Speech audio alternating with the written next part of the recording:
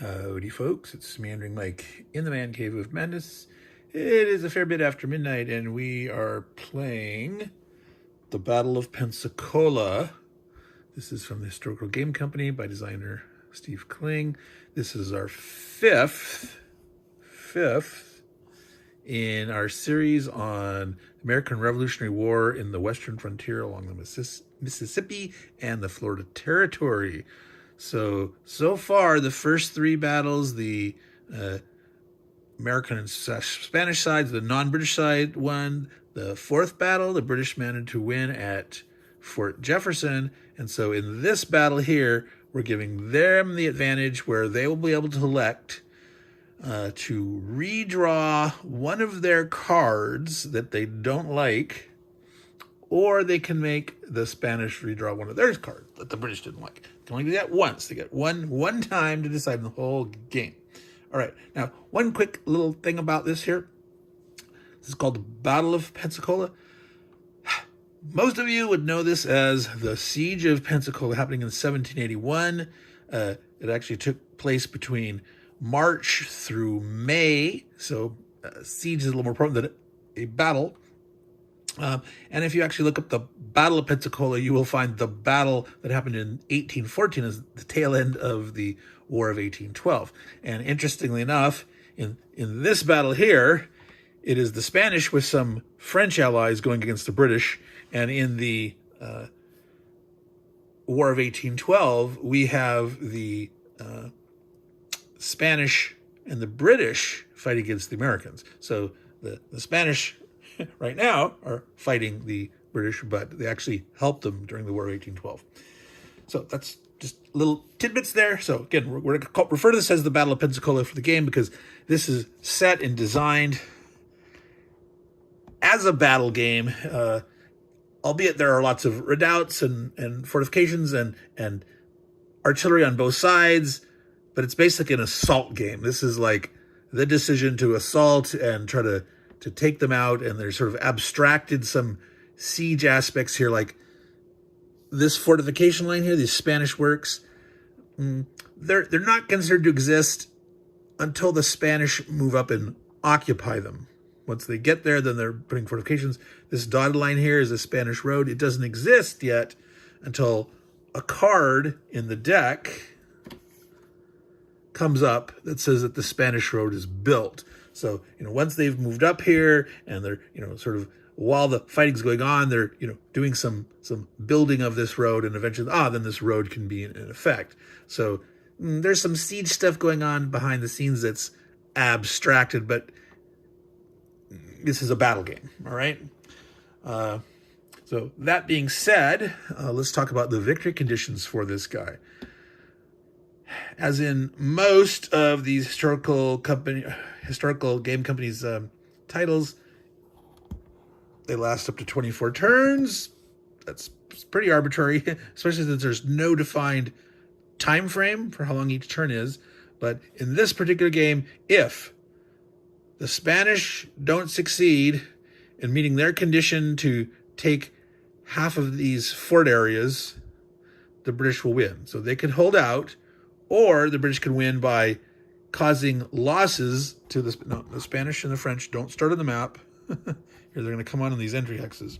But I think there's 23 Spanish and French, and 20 Spanish, 3 French. And if 16 of them end up in the dead pile at any moment, boom, game over instantly. They're sort of like, their morale's shot and they're giving up.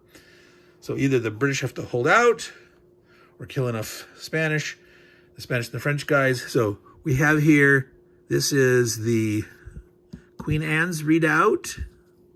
These 4 hexes here. The Prince of Wales redoubt. These 2 hexes here. Now, this is, I believe it's these 4 hexes here, Fort George. There's a little side hex. This here is its own, surrounded by walls. These are Waldeck German mercenaries working for the British, but I'm calling this Fort George here, these 4. All right. And there's the British camp. So of the British camp, Fort George, Prince of Wales redoubt, and Queen Anne's redoubt, the Spanish have to take fully any two of those. So these 4Xs and or these 2Xs and or these 4Xs and or these 2Xs. So any two combinations of those, not like 1 or 2 Xs from each. If they can capture that, they win immediately. Okay. So I'm not going to explain any more on how to play the rules because I've explained that before in a bunch of these other games. So we'll just go at it, but I will, mention certain mechanisms as we go along, and the thises and that's of retreats and disordering and things like that. One thing to note, that these redoubts are defined as allowing the defender to not have to retreat. If they get a result against them where they would be disordered, normally you have to retreat when you're disordered, they can stay put. Okay? There's nothing that prevents an instant kill.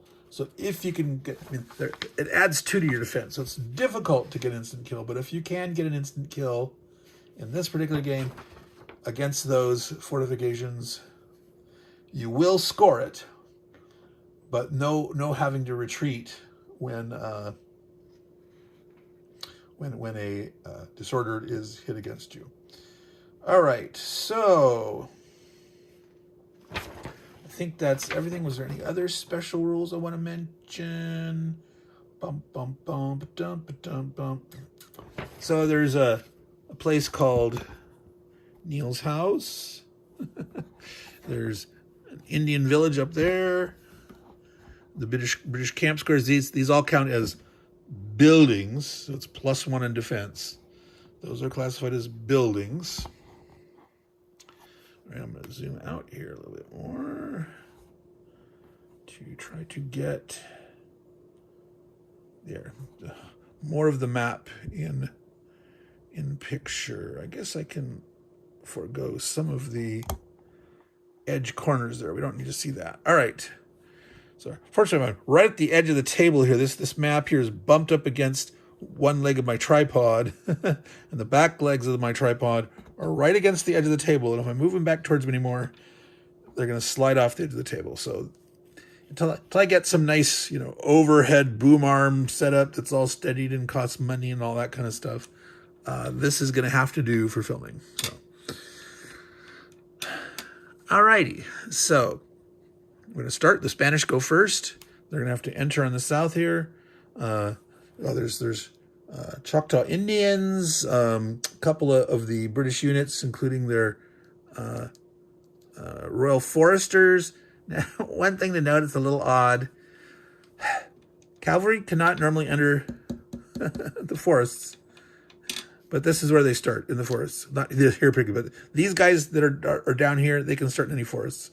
So somewhere, I think someone asked on one of the forums or something, like, what's going on with that? And he says, well, they're prepared because they started there, like ready for an ambush or whatever. So just, you allow it. And once if they leave, if they get retreated out or they run away or whatever, that's it. They can't come back into the woods. But right now they're starting in the woods. It's like they, dismounted, led their horses and whatever. So going, first card now.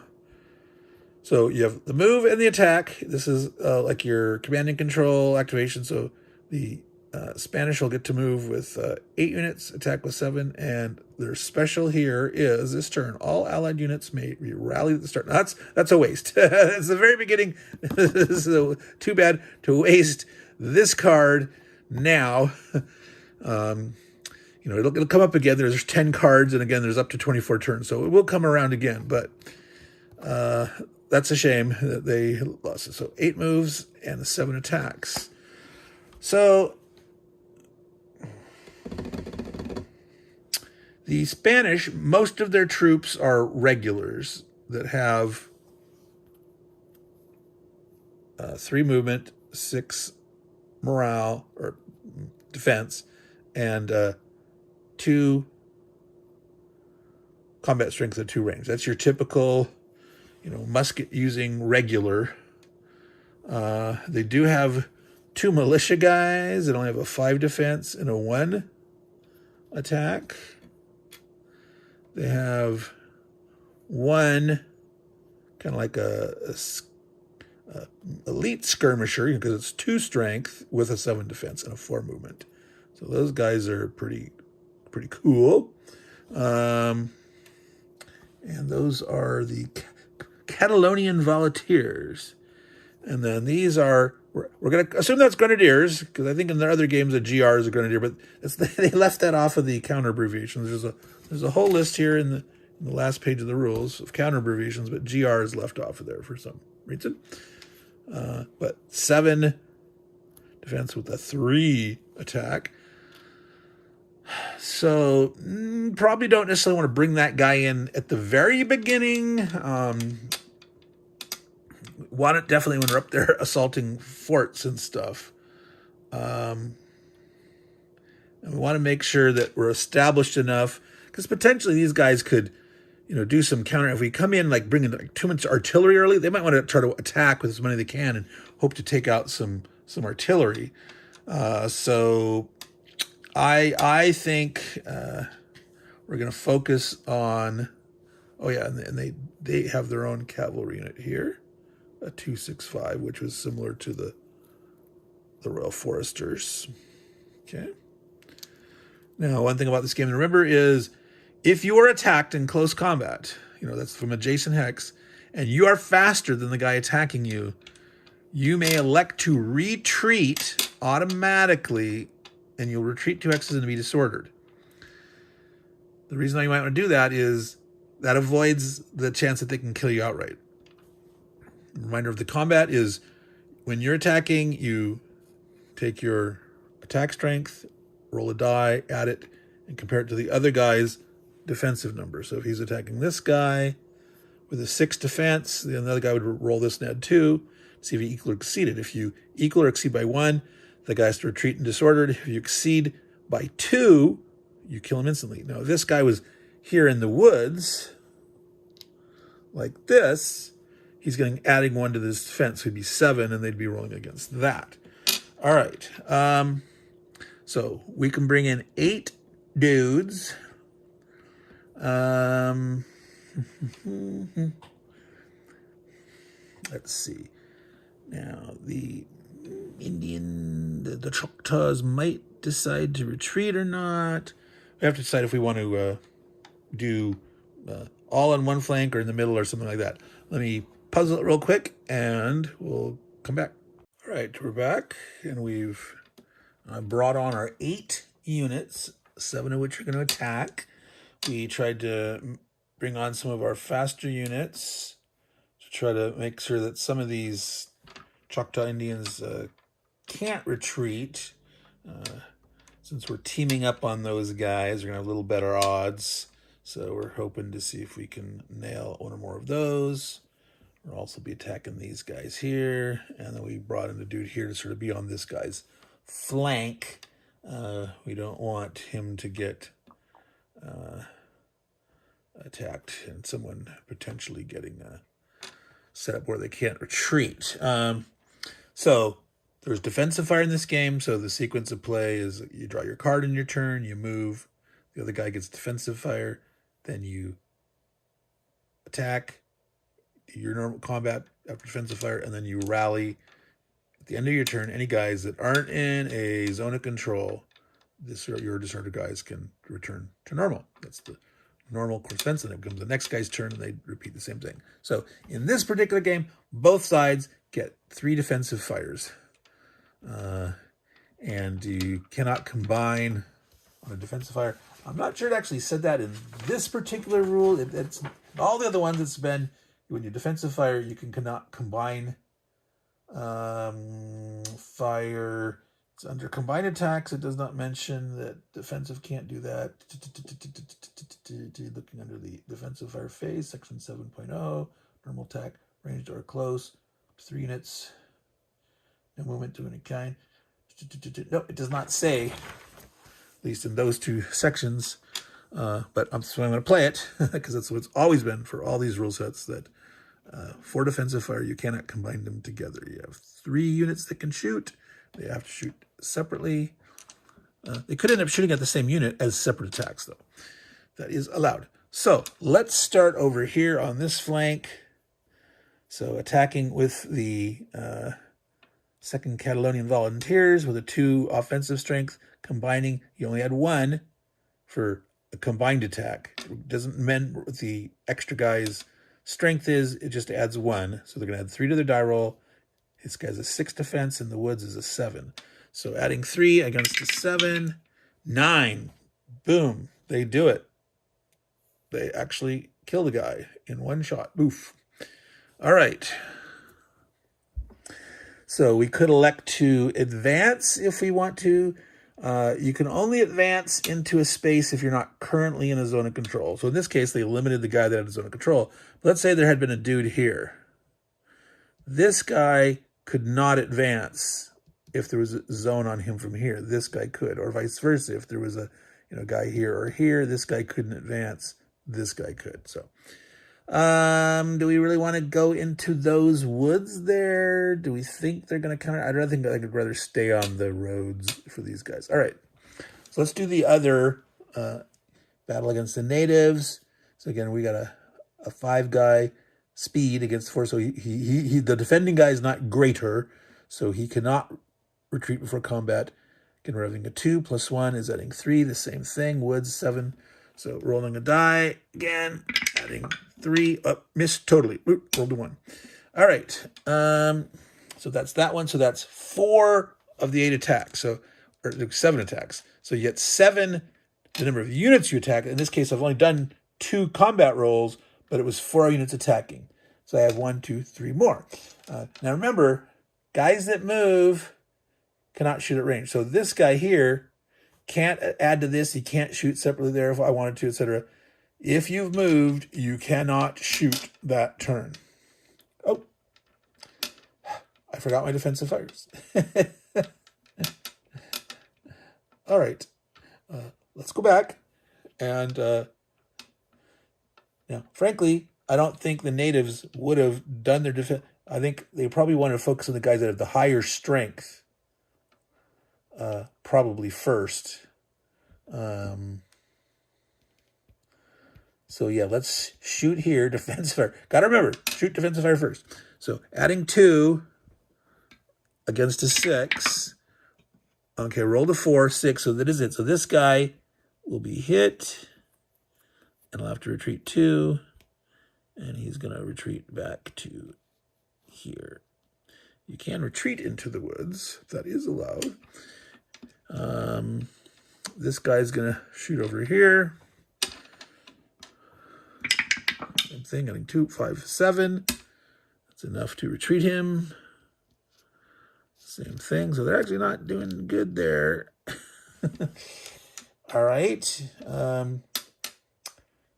So the probably, well, this guy could shoot here, or they probably would have done one of these guys.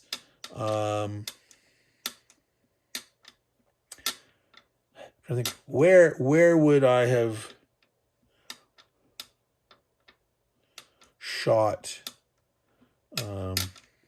just to not make it super complicated? I think they would shoot this guy would shoot the dragoons, okay, because it's the most threatening unit in terms of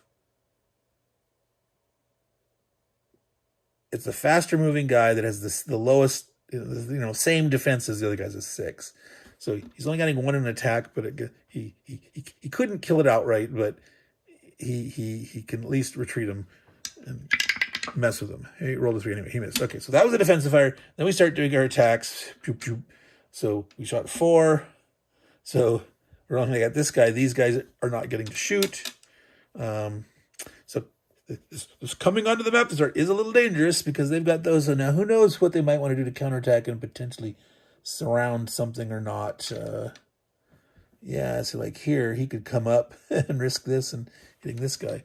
Well, but this is it. This is the attack here. Now, this guy could retreat. He's got a 4 movement. This guy's attack, given close combat, is faster. He could elect to retreat, but I don't think he wants to. I think he wants to try to hold out, hold this line here, because if they can hold this line here, seeing that they've retreated some other guys, they could potentially do some stuff here. But if he retreats, then this guy would be like, not holding. So he's going to stay and not retreat. So adding 2 against a 7. He's in the woods. So 2, rolled a 4, 6, missed by 1 because of the woods. All right. So that was the Spanish turn. So turn 1, moving on. The Brits draw their card and get Campbell's Defense. Move 6 British, attack with 5. All British units enter behind defensive works, add +1. So this is kind of a wasted card in the sense that they're missing out on this defensive bonus. I don't think they're going to use up their time to redraw 1 card right now.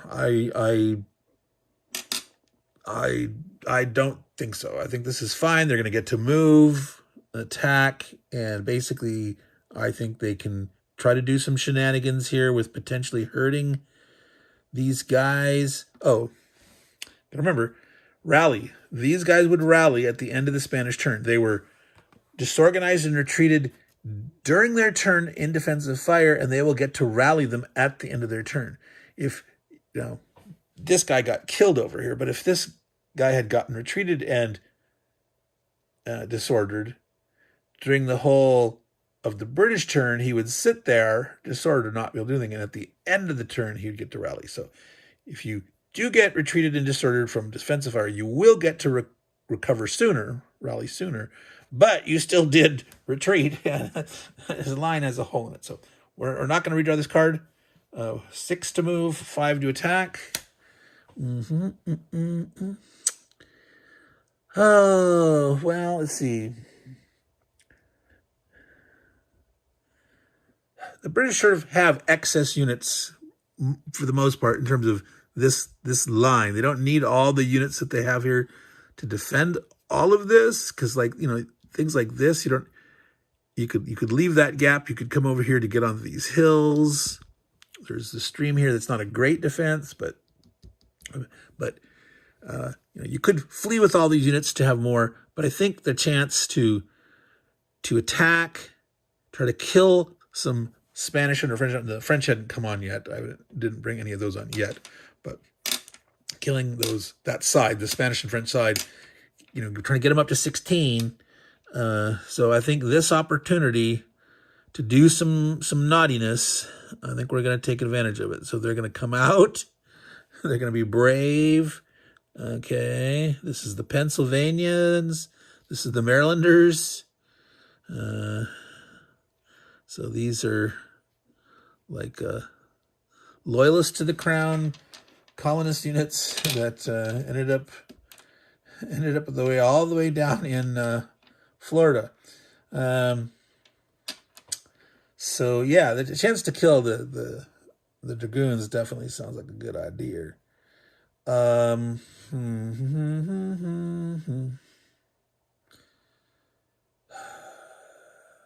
doesn't want to get cut off.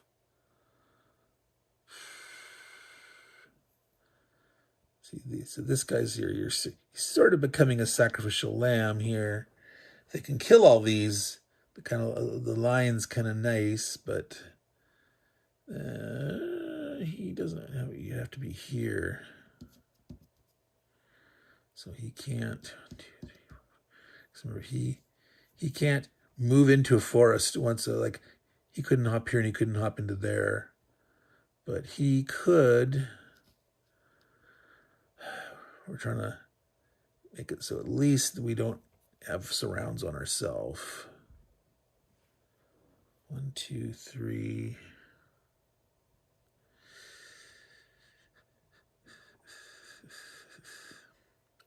So this is the question. Do you actually come here and attack? Because 1, 2, 3, 4, 5. They get to attack with 5. That front is like, oh shoot, they want to run with this artillery. This artillery, one row artillery started way out here, outside of the front line, this crossroads. And yeah, they're gonna need to move that guy. Shoot. So we get to move 6. 1, 2, 3, 4, 5. Yeah, we're fine. Attack. So this guy, he wants to get his butt out of there. Even though he could sit 1, 2, 3, 4, and he could actually shoot at this guy. It doesn't really mean anything. One of the things about artillery, shooting at range. Artillery, whether firing by themselves or in combination, cannot get an auto kill at range. Artillery that are shooting in close combat, close assault, adjacent, can get a kill, an auto kill, where if you roll 2 greater than their defense rating. Or if they're in combination with a non-artillery unit. So, if they're combining cavalry and artillery or infantry and artillery, they can do it. So this guy shooting by himself could not get an instant kill. He couldn't hope to get lucky. So he just is going to retreat. Now, who? 1, 2, 3. Forest Hill. Where does he want to go? This is an interesting thought here. Actually, he'd like to get over there in that guy's position, I think, because that could have a decent fire. And eventually you could move an artillery over. Most of these Ford artillery only move 1. This one only moves 0. So you could just start coming around, moving on the road. 1, that you move half. 1, 2, 3. Start to peel around. All right. So that was 1 unit, 2 unit, 3 unit, 4 unit.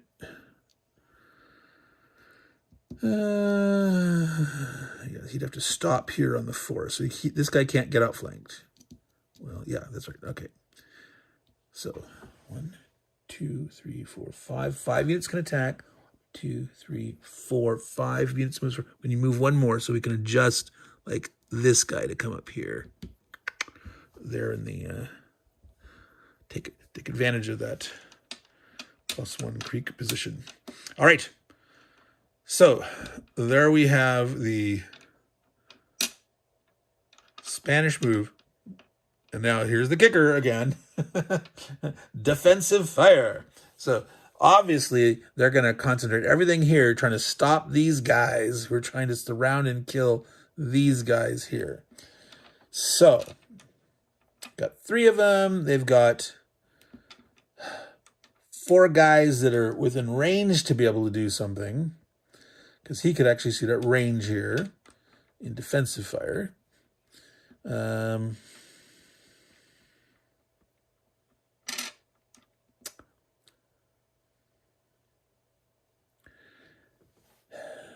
Let's start here, because this guy, we want him to live the most. So he's going to shoot here. 2 against a 6.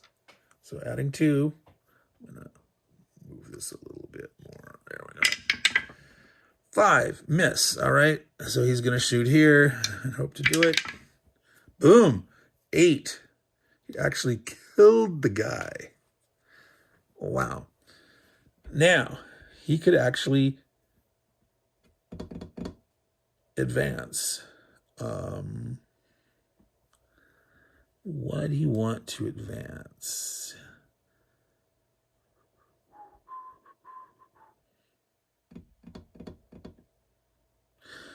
By advancing here, no. I think this looks better. Okay, and so we will hit this guy here. Then we've got 1 last attempt, and it'll be this guy. Like, he's desperately, we got to try to fight our way out and knock him. You suffer no adverse effect when you are attacking or defensive. When you roll the die for combat, there's no chance to take anything back against you. So 2 against a 6. Ooh, he rolls a 7, so he gets the hit there. This guy. Now, I've discussed this. It's not 100% clear, but he's moving away. He can't hit these zones here. His net away is going to be farther away from this unit, even though this part's parallel here. You could strictly, well, each retreat hex must be farther away, and this guy, well, technically he could retreat. No, but see, he could retreat this way. Oh my God. Yeah, I don't think that's good. I think he's here and here is legit. He ends up farther away, even though this last hex is parallel in the net. He ended up farther away. He did the best as he could. If you can't move farther away at all, like both hexes had to be parallel, then I would call that, no, you didn't end up retreating away from the guy, just parallel, and he'd be dead. But there we go. So that was the 3 defensive fires.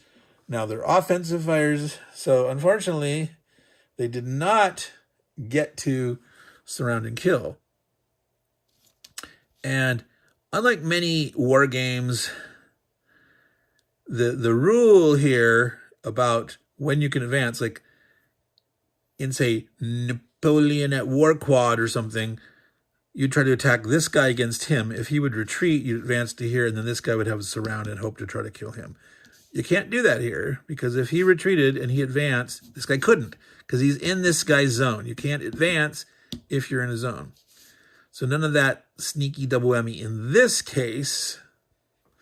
If the guy had been here, in hindsight, if he had been here and retreated this guy, he could then advance. So maybe I should have thought about that. Maybe I should have been right there. All right. So, unfortunately, these are the 3 guys they can attack with. Well, he's going to, go ahead and try to retreat. This guy, they're both 6. So he's only adding 1. He can't get an auto kill. But he did roll a 5. Adding 1 is 6. It's enough to make the guy retreat. All right. He's not going to advance out of the woods. Now, the question is here, do they want to team up and maximize their chance of actually getting a kill? I think so. Because by himself, he can't get an auto kill. He could by rolling a 6. But by teaming up, they have a 5 or 6, they have twice the chance. It's him just running by himself. And retreating, pretending to get lucky and retreating both doesn't help as much. I think this guy's a chance to do it. So he's attacking here with him helping. So it's adding 3 to the die roll.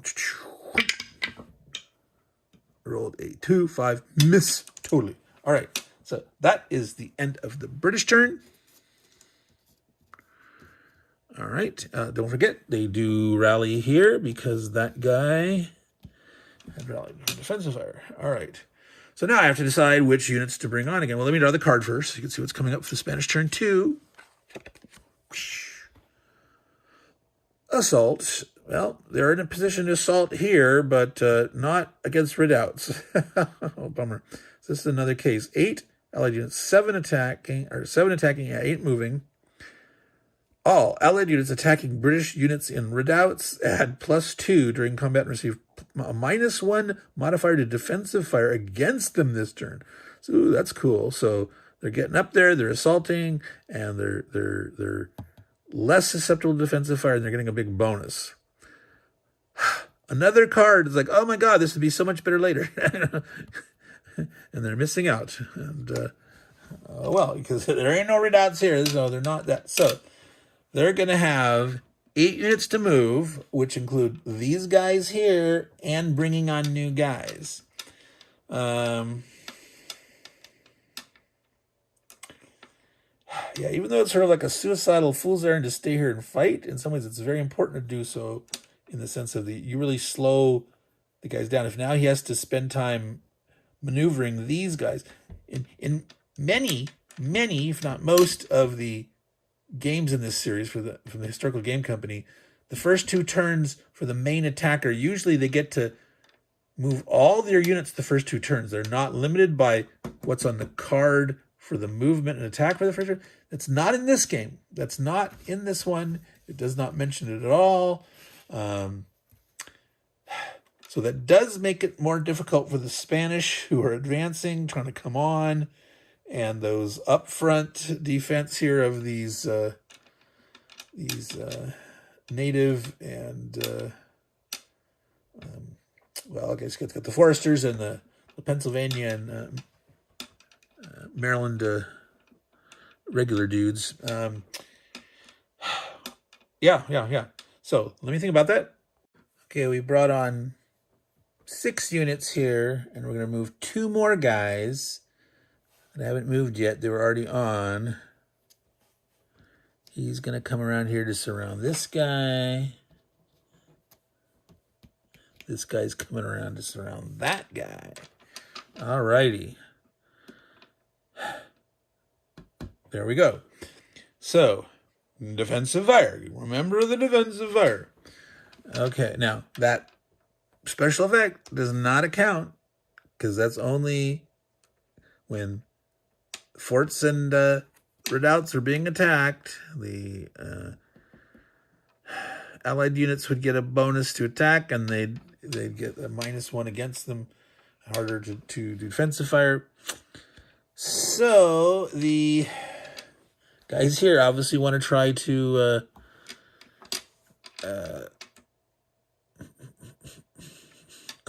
clear out some. It's like, wow, see, this guy's a 7. This fast guy with a 7 defense. Now, making this guy retreat, it still doesn't mean that this guy has to retreat here. He's going to be kind of stucky.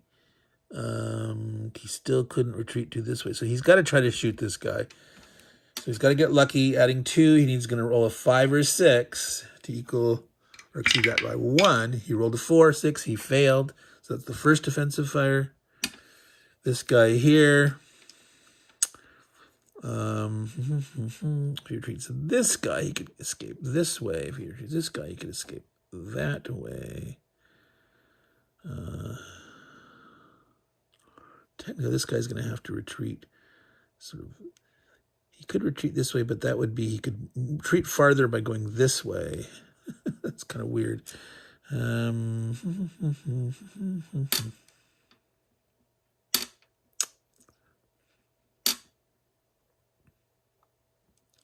Yeah, that's kind of weird. He's going to shoot at this guy here. He's only getting 1, unfortunately.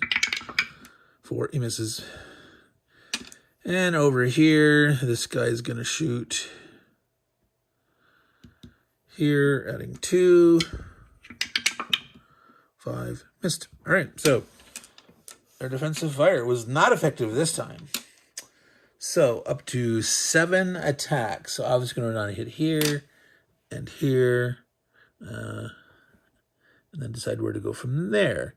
Now he moved. He did not, but he's not in range. He's going to be able to rally at the end.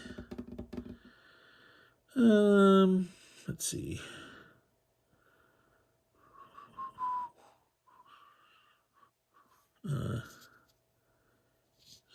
Was he here last turn, or did he move there? I think he was here last turn. And he moved it there. Is that right? I do not remember. So potentially could range about 1, 2, 3, 4, 5, 6, 7, 8. We only got 7 attacks. So all the guys next to, well, you only need to attack 2 here. Well, you might miss with the first one and have to hit with the second one. So let's do this here first. Attacking with support. Or would they rather shoot 2 separate attacks? He's a 7. Adding 2, 5 or 6. 2 chances for a 5 or 6. Because if he has to retreat, he's going to die. Is better than 1 chance at a 4, 5, 6. 3 against a 7, right? Yep. 50-50. But if you have 1/3 plus 1/3 is 2/3, but minus the chance that you'd get the hit on both, you don't have anywhere else to shoot otherwise. So yeah, they're actually going to want to do 2 separate shots. In this case, it's actually better. So this guy's shooting, adding 3 against a 7. No, adding 2 against a 7, sorry. Missed totally with a 1. And then missed totally. All right. So, but those 2 rolls wouldn't have mattered. Even if they had gone together, they would have failed. All right. That was 2 of 7 attacks. Over here, this guy's a 7. It's the same thing. Now, potentially, they can do 1 combined or 1 or 3 separate ones. Oh, this guy, no. Who? Was he the guy that started? I think he was the guy that started. So if they kill him off, he could actually try to shoot at range here. So they're going to start here. So against the 7, 2, adding 2 against the 7, miss. The next guy, 2 against the 7, misses. Wow. Change dies. So that's 4 shots. So now he might as well try. And he rolled a 3. Another failure. Wow. They've rolled miserably low. And that guy moved, definitely. So he couldn't shoot at range there. So 1, 2, 3, 4, 5. So only 2 more attacks. This guy's out in the open. They have to declare that. So if they attack with a combined attack, they'll probably definitely retreat before combat. If they're just shooting with one, they still have a chance to kill him outright. He's probably going to want to retreat, I think. I think he wants to retreat before combat. So he's going to announce him attacking by himself. And he is going to retreat. Because they'd hit, adding 2 on a 4 better 50-50. He's going to retreat anyway, but he doesn't know reason to stay here out in the open at this point. There's no low-hanging fruit of surroundies from here. Well, technically there is. It's true. If he survives, they failed to kill this guy. He could come around, try to rescue his buddy. Yeah, I think he's not going to retreat. So he's shooting, adding 2 against a 6. He misses with a 1. Holy moly. These dice are cursed. So he's going to try to shoot at him. Same thing. He's going to try to stand and take it. Stand and take it. Oh my God, a 3. Another miss. Wow. This is the worst turn I think I've ever had for one side. These dice are pretty regular. They're good variety. That's why I like them. This is the die that came with the game. I just like these black and red dice. Man, that was piss poor. Okay. So end of the turn, they rally. They failed. They failed on their endeavor. Wow. All right. So that's the end of the Spanish turn 2. The Brits draw their card and get Choctaws Waver. Oh, no. Wow. No Native Americans in attack. They can attack. Oh, no. So that's a weird turnaround. It's like, my buddy, maybe we should surrender. Maybe we should. So 5 British units can, only 3 can attack. On a die roll of 1 or 2, the British player must remove all Choctaw units from the play. Wow. Now, there are cards that can bring the Choctaw back, replacements. No Native American units may attack this turn at all, period. They're not going to attack. I mean, he could move, he could run if they don't disappear, but he can't. Wow. Okay, interesting timing. So the Spanish did poorly, but... All right, let's roll it. If you roll that 1 or 2, now they roll. Okay, 4. So they're not removed, but they can attack. Okay. This is the time I shouldn't have rolled yet. I should have made a decision to re-roll an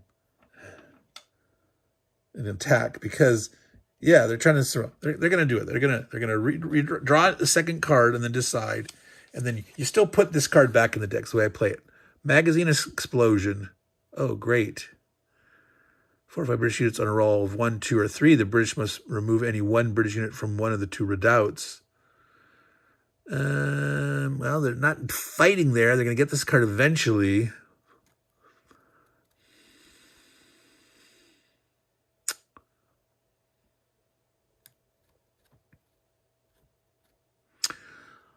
Oh, well, decision. Yeah, this card's going to come up eventually anyway. So let's take this one. Let's put them, because just for the chance for them to try to kill a unit here and potentially rescue them a little longer. So I'm shuffling that one back in the deck. So this was that special bonus for my campaign game. All right. So on a 1, 2, or 3, 5. No, so there's no explosion in the magazine. So they get to move 5 units and attack with 4. So include these. So let me figure out how the British want to move. All right, so dude here, followed the road, came to here. This artillery came around here. This guy shifted to here. Forrester moved over here to cover his flank. He did indeed go here, try to save his buddy. After all that, surviving those attacks, not retreating, so he could try to maintain fire to come over here to try to get this guy, see if the guy can get out. Now, this is in range of this artillery here. So potentially this guy can shoot here. I should remember that in the defensive fire. That could have been one of the defensive fires to try to get this guy to retreat from him. So remember these long-range artillery in the background. 1, 2, 3, 4. Can maybe get this guy driven away. So they get... They're going to only have 4 attacks. But this here and this there. This guy's pretty safe here. They can't be outflanked with these slower dudes, but that sort of protects this guy's flank this way. If they can kill him off, he'll still be, yeah, well, depending what happens there. All right, so 4 guys, so 2 and 2. So I think what they want to do here is he shoots with his 3 strength and he supports. You go with the 4 against him. This is their best chance to actually kill this guy. This is a 7 strengther, man. This is their no, he's gonna be able to retreat before he would. He's gonna. Well, he's gonna retreat. So does that mean if he shoots by himself, he wouldn't retreat before combat? Because this couldn't kill him. So he might as well not retreat. He might have a chance that they miss. If they shoot together, he will definitely retreat for combat.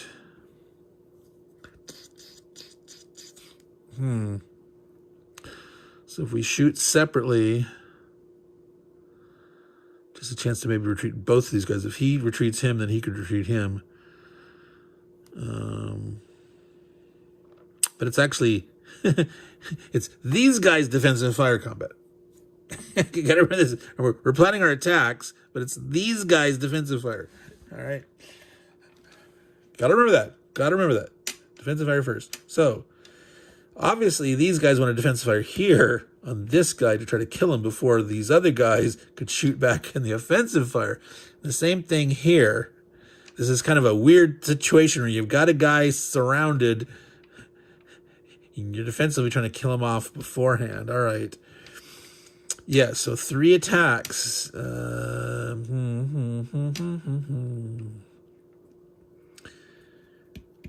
Yep. Well, two against the 7, so needing a 5 or 6. For defensive fire, let's do it. Miss. So potentially could have 3 separate guys. I'll shoot here. This guy is less. Well, but see, this guy, they're potentially killing this guy. So even though he's more valuable to kill, they could just save a unit. So now I think we want to switch over to here. So this guy will shoot here. Adding 2 against a 7, needing 5 or 6. Miss. And the last guy trying it.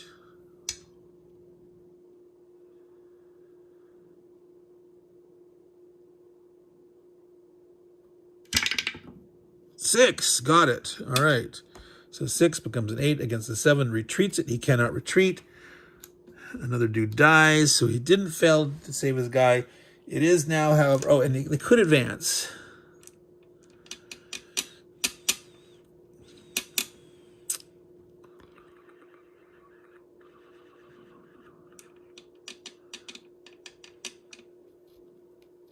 Yeah, get up there a little farther. Okay, so now these guys are trying to do their thingy here. All right.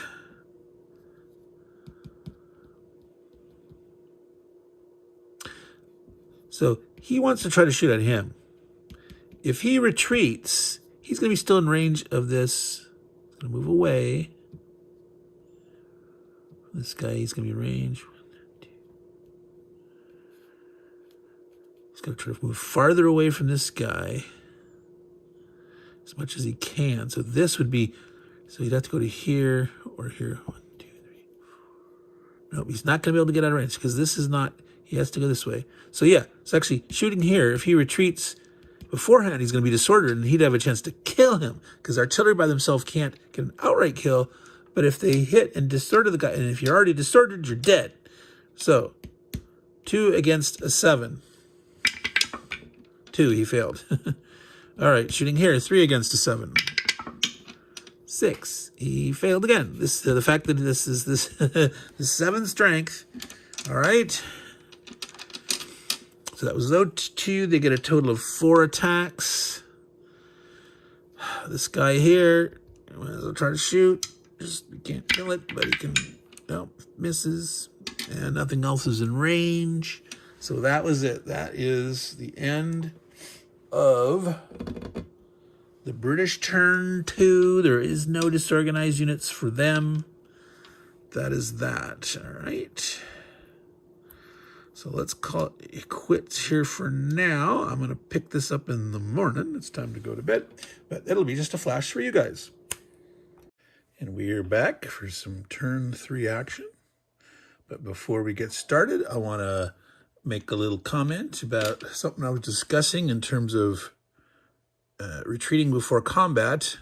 I was talking about the possibilities here. Now, if this guy, we were talking about that, was potentially going to shoot here, and whether you retreat before combat or not, you can't.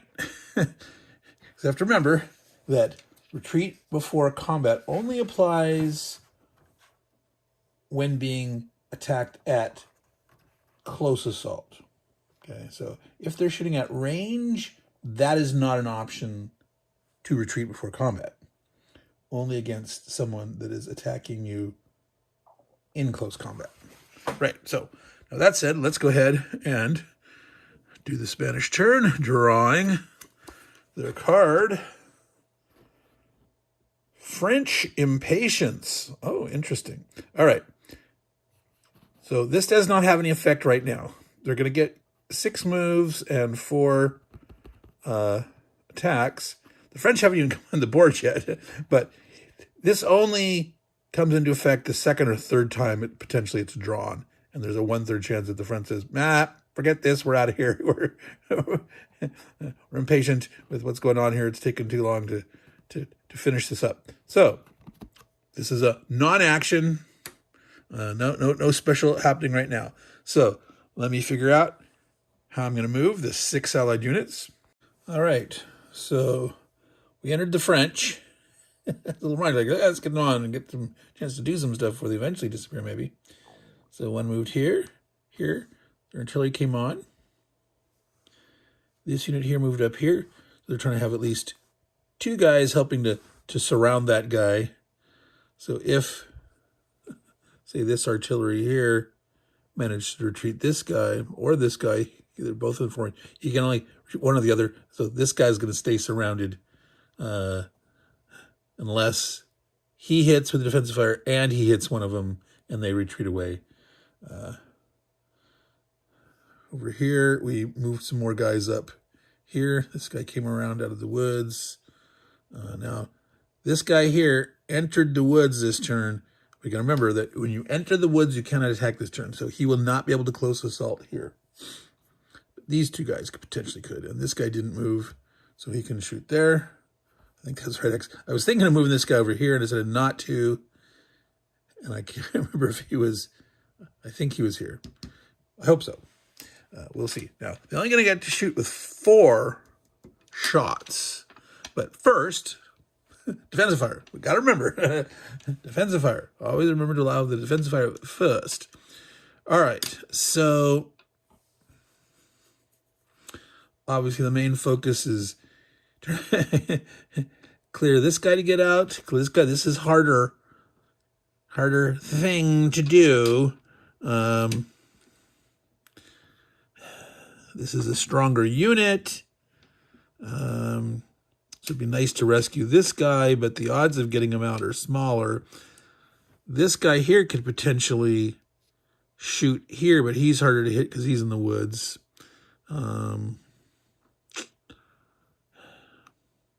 So just maybe start with this guy himself to see if he can extricate himself. So he'll shoot there, adding 1 against a 6. Miss. All right, let's go over here. This guy trying to extricate himself first. Well, let's say let's try this artillery here shooting at this guy. This is a 7 adding 3. Yep. Let's try it. Miss. So this guy is kind of doomed here. But you never know. They could miss. They've rolled bad before or can get a card where someone get moved. So, or do we try to have this guy shoot here for a chance to maybe make it so that guy... Yeah, let's try to see if we can actually get this guy out. So shooting 2 against a 7 on a 5 or 6 could actually be meaningful. He rolled a 2. No, the defensive fire didn't do nothing. All right, so now 4 attacks for the Spanish side, and which includes the French dudes here.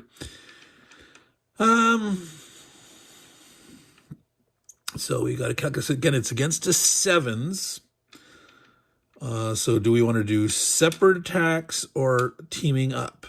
So again, doing the odds calculation, if a guy with a 2 strength is attacking against a 7, a 5 or 6 is going to retreat him. If they team up with one guy and one guy supporting, that's adding 3 against 7, 4, 5, 6 will hit again. That's 50%. Getting 2 chances to roll a 1/3 is actually good. But it's not 2/3 odds, but it's a third plus a third minus a 9th is the actual odds. The one could hit, or the other one can hit, and maybe both could hit. But it's obvious if you realize like rolling 3 chances at a 1/3 chance to hit is not automatic. 1/3 plus 1/3 plus 1/3 is a whole. It's going to happen automatically. No, and you roll those dice and you miss, right? So it's not automatic, but you have to subtract out the chance. Well, what if you rolled 2 or if you rolled 3? All right. But it is better than 50-50. So let's let the French shoot. So French is going to shoot here, hitting a 5 or 6. Miss. This one's going to shoot, or not close assaulting, hitting a 5 or 6. We're failing. That's 2. Now we can keep going on this guy because we got more dudes around here. Or we can go over here and try one here, see if the... Remember, this guy can't attack. Let's go ahead and do it.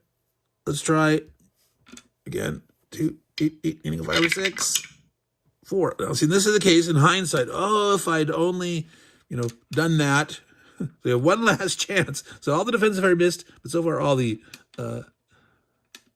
offensive attempts have happened. Let's go back to here and have this guy, for luck, shoot the stronger Catalonian dudes. Nope, bad. Most of them were bad. But if I had teamed up, I could have got one in hindsight.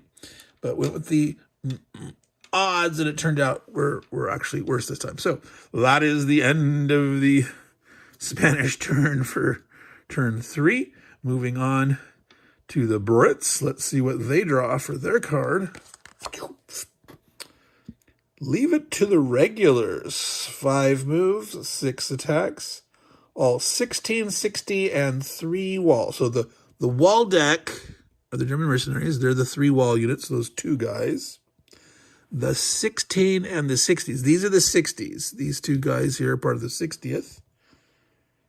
Okay, and the 16 is way over here. So they can make 2 attacks during combat and add +1. Now, unfortunately, they're not in range right now. They would have to run up, and they wouldn't be able to shoot because you can't move and shoot. They're not within range of... So this is a wasted card this turn. Those guys are not, and they wouldn't want to, I think. Well, I don't know. So far, fighting out here, these guys have gotten away with this. This is kind of weird how those guys have been surviving surrounded so long. That's just like craziness. All right. Now, if you got enough attacks, they could do like if you had like 8 attacks, they could have done 2 sets of 2 combined, and greatly improve the odds that way. But oh well. So 5 to move, 6 to attack. Again, they're not going to have, well, see again, this artillery here is called swivel guns, and they have the bonus that they get to shoot twice with attack, but they only have a 2 range. See, this one's within 4. It's one of the reasons the Spanish didn't move here. They didn't want to get in range of this gun here. And so he's 4, he's 4. So only this guy's in range of the cannon. So right now, between him, and you might want to run. It's like, if I keep staying out here, he can get swamped. Not yet. Well, let's see if this guy falls.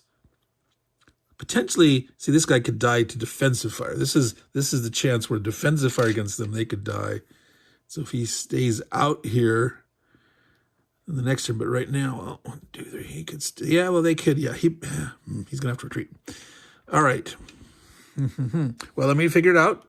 All right. So even though the Brits were allowed to move 5 units, they decided not to move all 5 allowed. The 16th that was here shifted over 1 to sort of anchor this flank on the hill.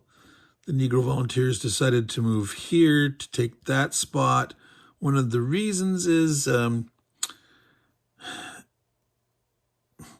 my understanding, well, maybe these field guns only move 1. And if they retreat, are they only supposed to retreat 1, or do they retreat 2? They only move 1. Now, it does state in the rule that if you have a 0 move allowance, you can't retreat. Now, this guy being in a redoubt can't retreat anyway. I guess it was a moot point. But anyway, in my mind, I was thinking maybe I should leave some space behind him. But in any case, the Royal Foresters decided to get out of the way, not risk being killed. The idea is to move here to the center, and they're going to, in a later turn, come sort of sit back here in the center with this roads running back here with their high movement allowance, basically being a fast reserve to go either way that they might be needed. So they're going to just see if we can rescue these guys here. It is defensive fire first, though, so this is their chance to maybe kill off one of the guys with defensive. They're on 3 attacks. There is no combination during defensive fire. So let's get started. Let's let the French shoot and have some fun attempting to 2 against a 7. They rolled a 6. Finally, he would have to retreat. 6 against a 7. He can't. He's gone. Yeah, the French dude will go ahead and advance into the forest. All right. So, yay. Yeah, they did something. This guy here, the Fixed Regiment of Louisiana, will attack this Choctaw in the fords again, adding 2 against a 7. 5. Okay, now they're down to business. Now they're taking care of business here.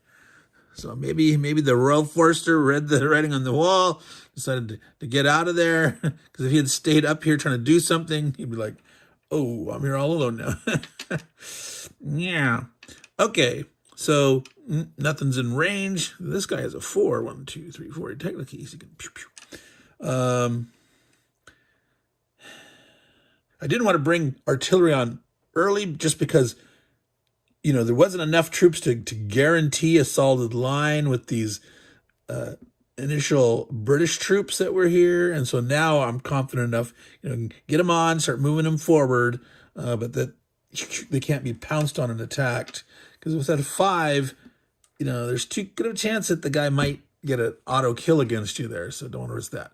So it is back to the British turns to shoot. They actually can shoot, though. This guy here is in range, here and here. And when this guy retreats, potentially he's going to be retreating into the range still of another artillery. So if they get 2 hits, they potentially can kill this guy. So he takes the pot shot, 3 against a 7, needing a 4 or greater to hit. A 6 would normally be 2 greater, which would kill it outright, but an artillery shooting at range by himself cannot get an auto kill. But let's roll. See, 2, he fails anyway, he misses, and so that's done. They are done with their turn. That is turn 3. All righty. It's now turn 4 for the Spanish side. Let's see what they draw for their card. The Spanish Road. Okay, ooh, they get to move 8 guys, 6 attacks. So the Spanish Road, which is this dotted line here, is now available for the rest of the game and is treated like any other road for movement. So that's in place. It is there. Yeah. I don't know really how they had this finished. Trying to maybe sneaking up in the night with these. That doesn't quite make sense. But yeah, it is what it is. All right. Maybe this it's like it's revealed. These guys finally moved closer to see. Wait, the Spanish had snuck up and worked on this cutting this path, this road, and they didn't see it until now. And the timing of the card is such that so I'll buy that. Remember, it's a game. There's some abstractions to it. It works for me. All right. So, decisions on what are the 8 units the Spanish are going to move. All right, so we had a combination of moving up their dragoons, utilizing the road, artillery positioning here, artillery coming up here and here. There was a guy here that came up, used the road a little bit here, and a couple other guys occupying the road. So 8 units moved up. The Spanish still have 5 units that haven't entered yet. The Grenadiers, mortars, heavy artillery, and 2 militia. All right, the mortar and the heavy artillery, they only move 2 each. And we're just sort of saving that Grenadier as a reserve at this point. He will be coming up at some point. So, the combat is nothing because there's nothing in range. That's it.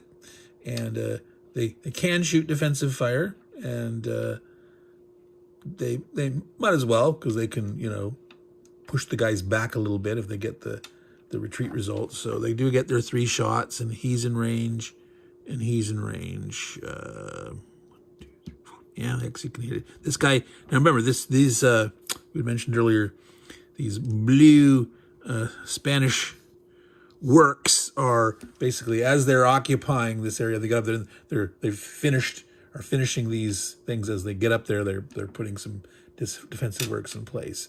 And so those guys are indeed behind the fortification lines, getting to add 2 to the defense for the fortifications. And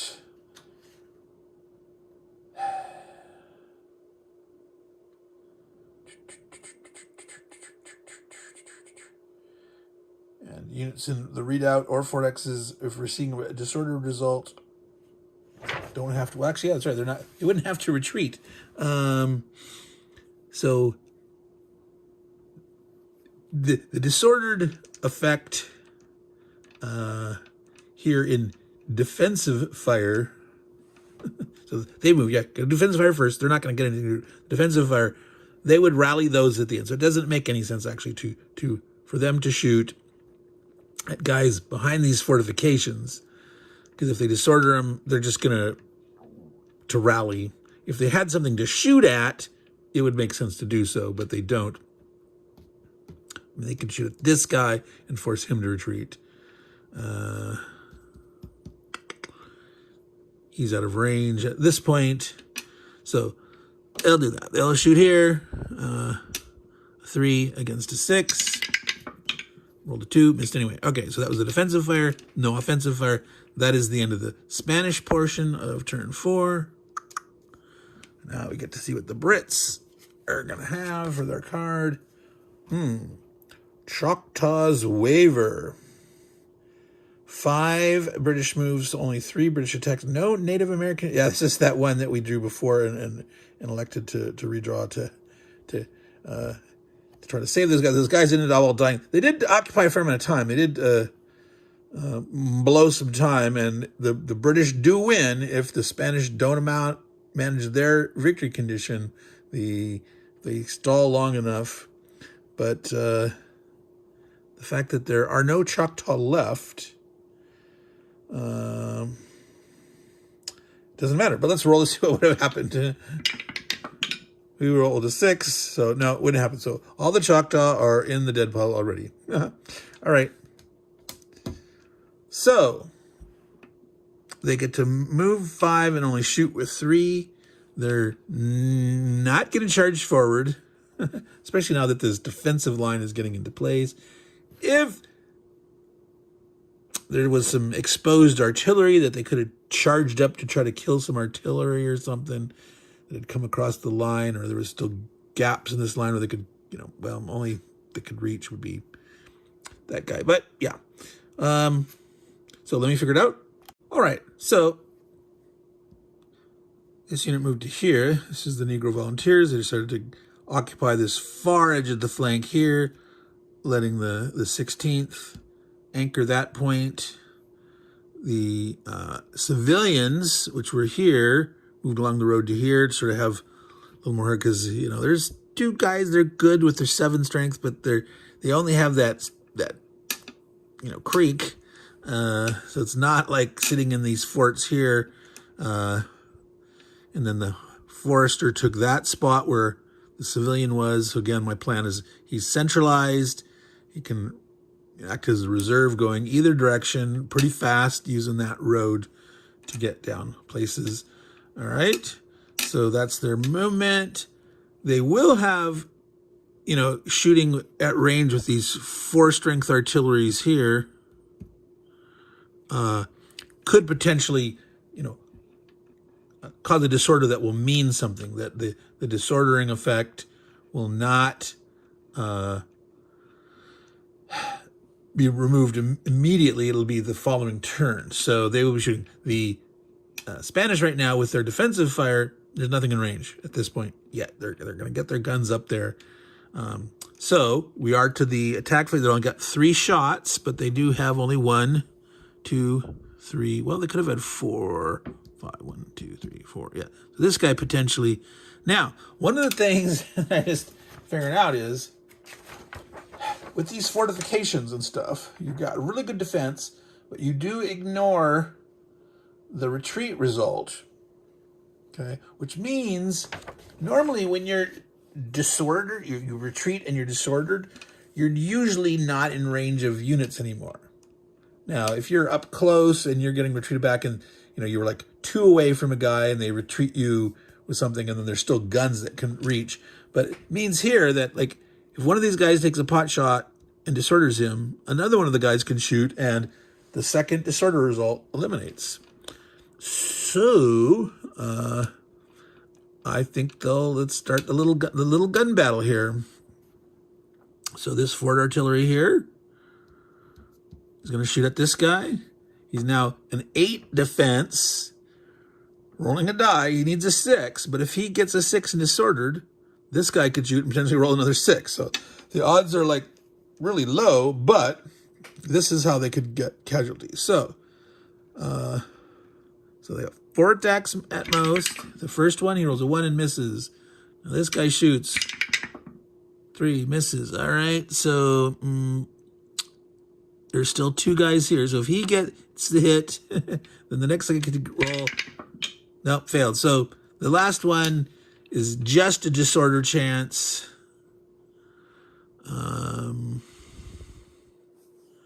He could shoot here to force this guy to retreat.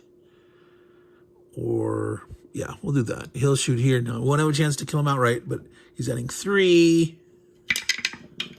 6. There, he rolled a 9. He could have done it, but this guy will retreat because he's just out in the open, and he's moving away. here and there. Disordered and in the woods. Alrighty. That is the end of the British turn. So it will be turn 5. Be back soon. All right, so it is the beginning of turn 5 for the Spanish. This is the card that they drew. Allies advance. 12 units get to move, 8 get to attack. Special. All allied units may move 1 additional hex during movement this turn. So it looks like it's time for a major charge. There's a lot of units that are already within 3, but some... So the guys in the backfield could also potentially charge up and reach.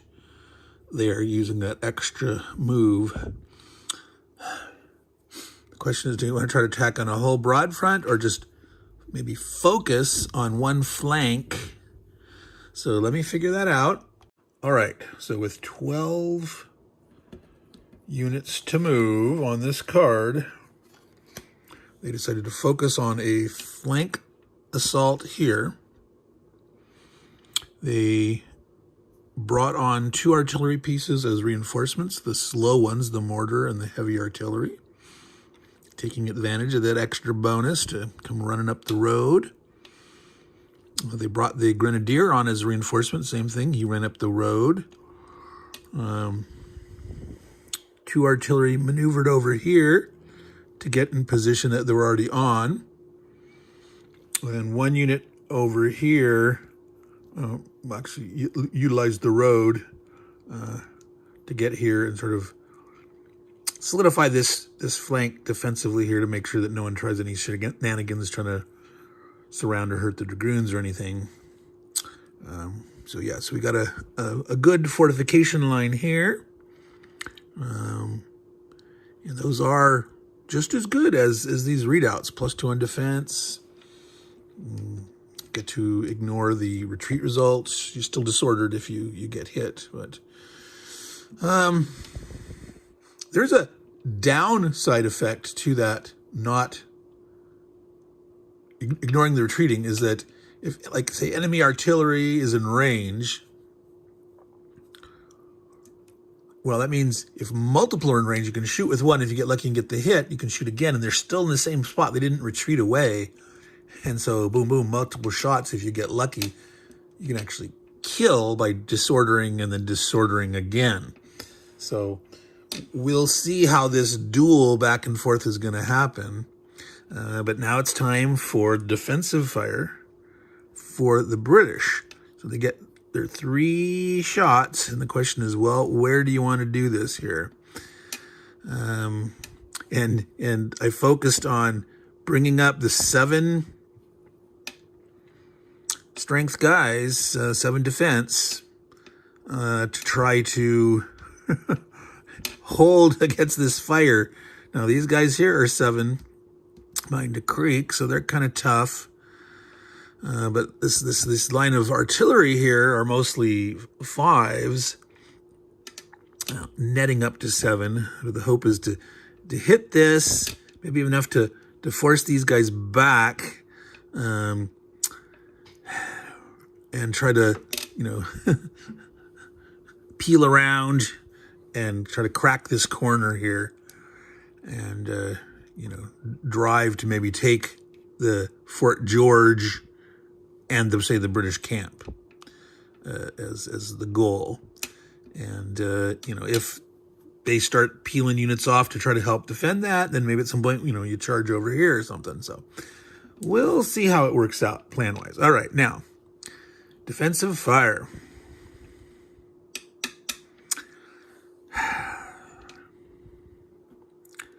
So obviously this guy's going to want to shoot at one of these here. They're in his face, and he actually has a chance to get an outright kill. If he rolls a 6, adding 3, since it's close combat, he could kill. So let's shoot at this guy here. Let's roll. Let's see. Well, put this here. Maybe you can see that. 3. 6, miss. So let's see, that would have retreated a normal regular with a 6 defense. That's 1. These guys, the thing is technically fight this stream works both ways, right? So attacking across back this way, they're a 7, so you can't get an auto kill like you could 2 dice, or not 2 dice, a die plus 2 against a 6. You have that chance, but not here. So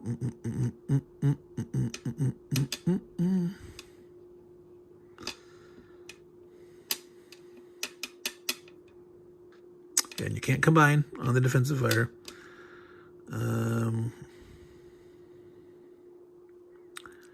Yeah, so none of these artillery are going to be able to shoot this round. So it's just these guys here are going to be able to hit.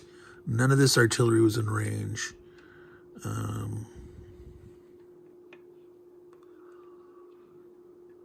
So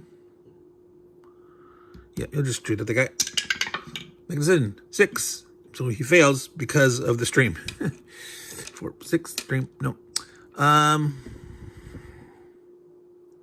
This guy gets 2 shots, so he could bang and bang.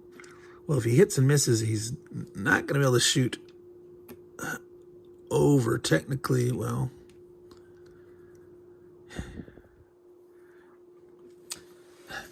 technically it does say you can shoot over friendly units. Line of sight.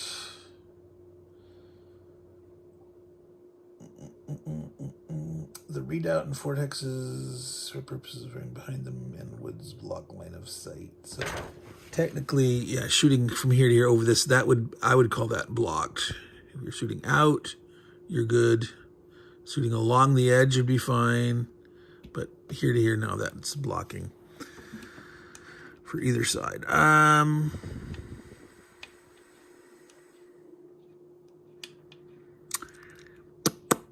Yeah, let's take the pressure off of this guy. We got 2 chances. 5, 6, 7, succeeded. So this guy's going to retreat. And then he can't shoot anywhere else.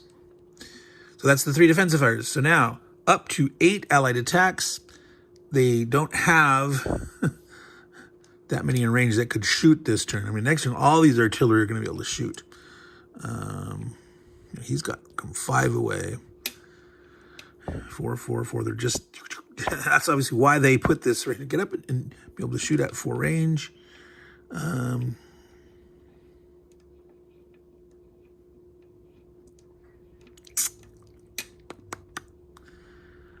So, do they want to try to team up?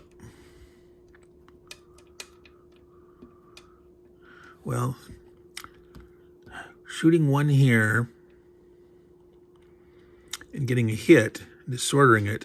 If you stay up next to it, if you're not pushed away, they will not get to rally. And that's a big 3-string. So yeah, he's going to try to hit there. He's going to roll the dice, adding a 2 against a net 7. So he needs a 5 or 6 to hit. 5, he's got it. All right, you can't see that there because it's the angle. Maybe you can. The darkness was the shadow of that corner. All righty.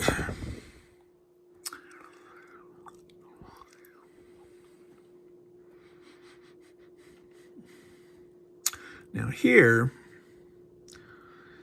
if they actually do a team up, 2 guys together, and get a 3, adding 3 against, it's an 8. Dang it. Thinking like against a 7 with 3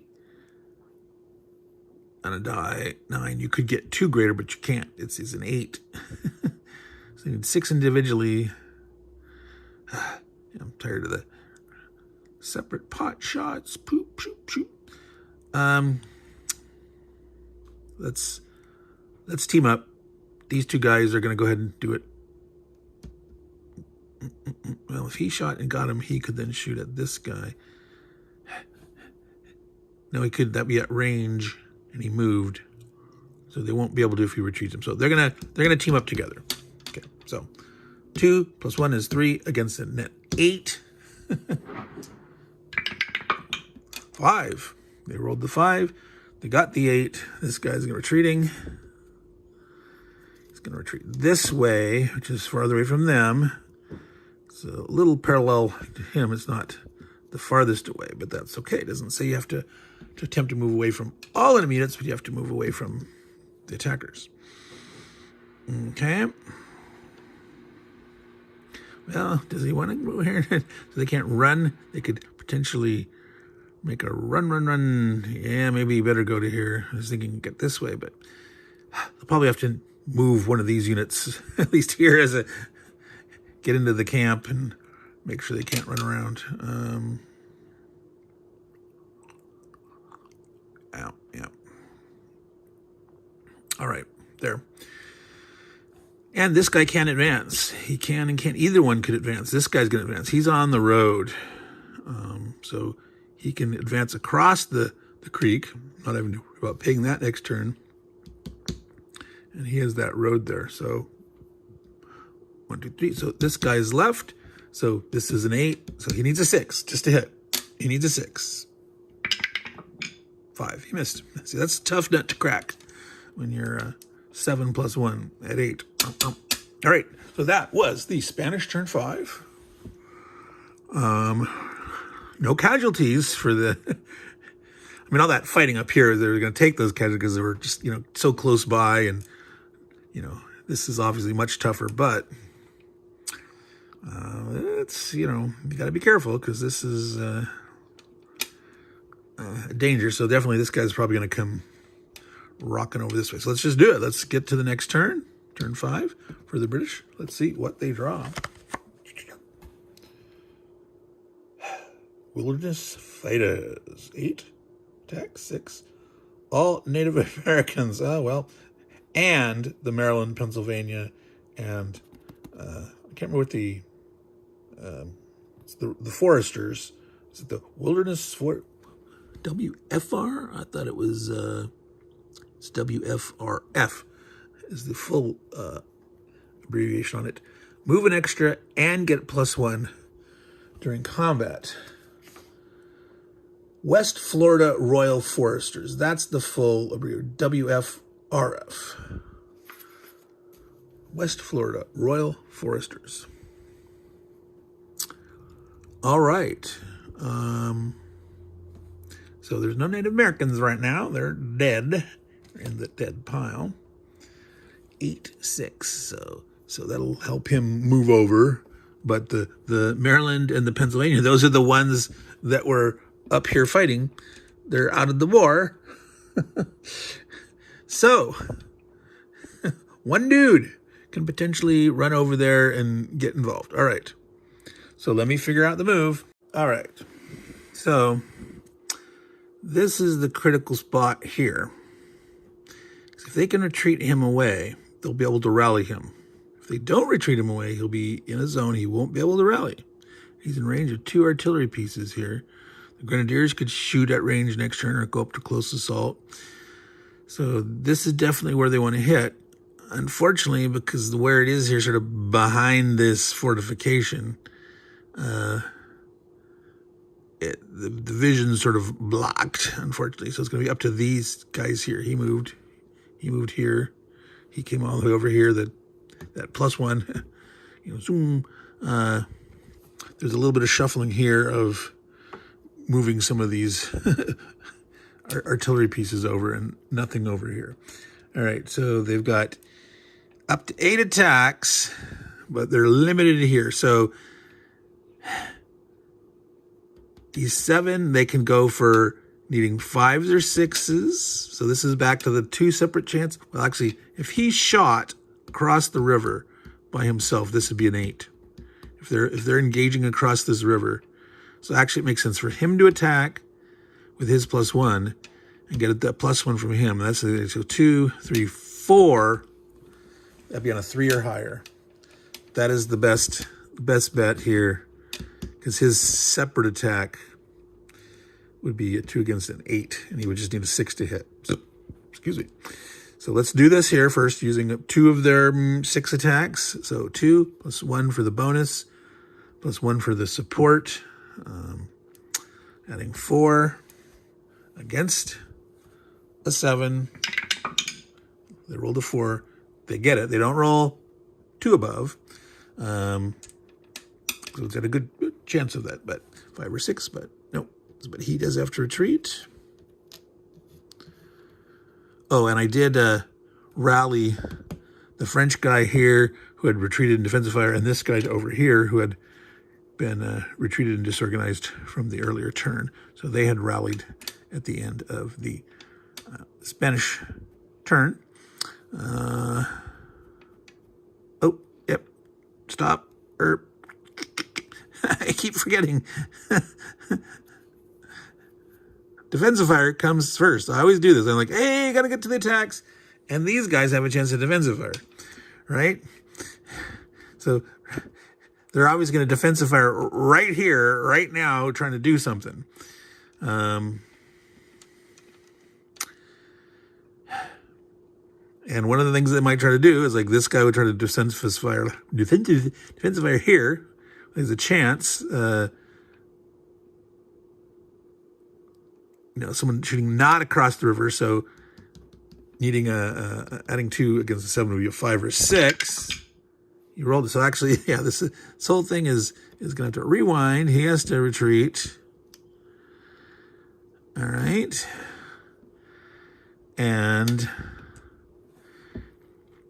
he could defensive fire here or here. He could actually defensive fire against this. Now, if he defensive fires here, they're not going to be able to push him off. He's going to be next to there, and they could try to defensive fire. This is one advantage of, like, when you've moved up and you haven't shot in your previous turn, but you're now there in the person's next turn that you'll be able to shoot at range potentially for defensive fire purposes. So he's a potential candidate. But so is, well, these are only 2 strength arties.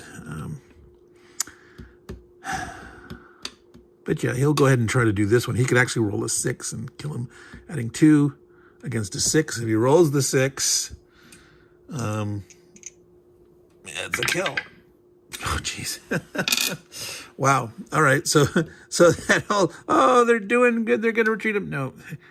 Must remember your defensive fire. Get your defensive fire done. Somehow remember in your brain. So he has done it. He has done it. They have 1 shot still. Obviously, it makes sense to try to use this guy for maximum chance to actually snipe at that and maybe kill it. It's a 7, and he's adding 3. And since it's already disordered, any hit will kill it. So adding 3 against a 7.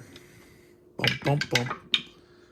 8. They did it. So the defensive fire was a blasting volley of fire that just nailed that horrendously. So, and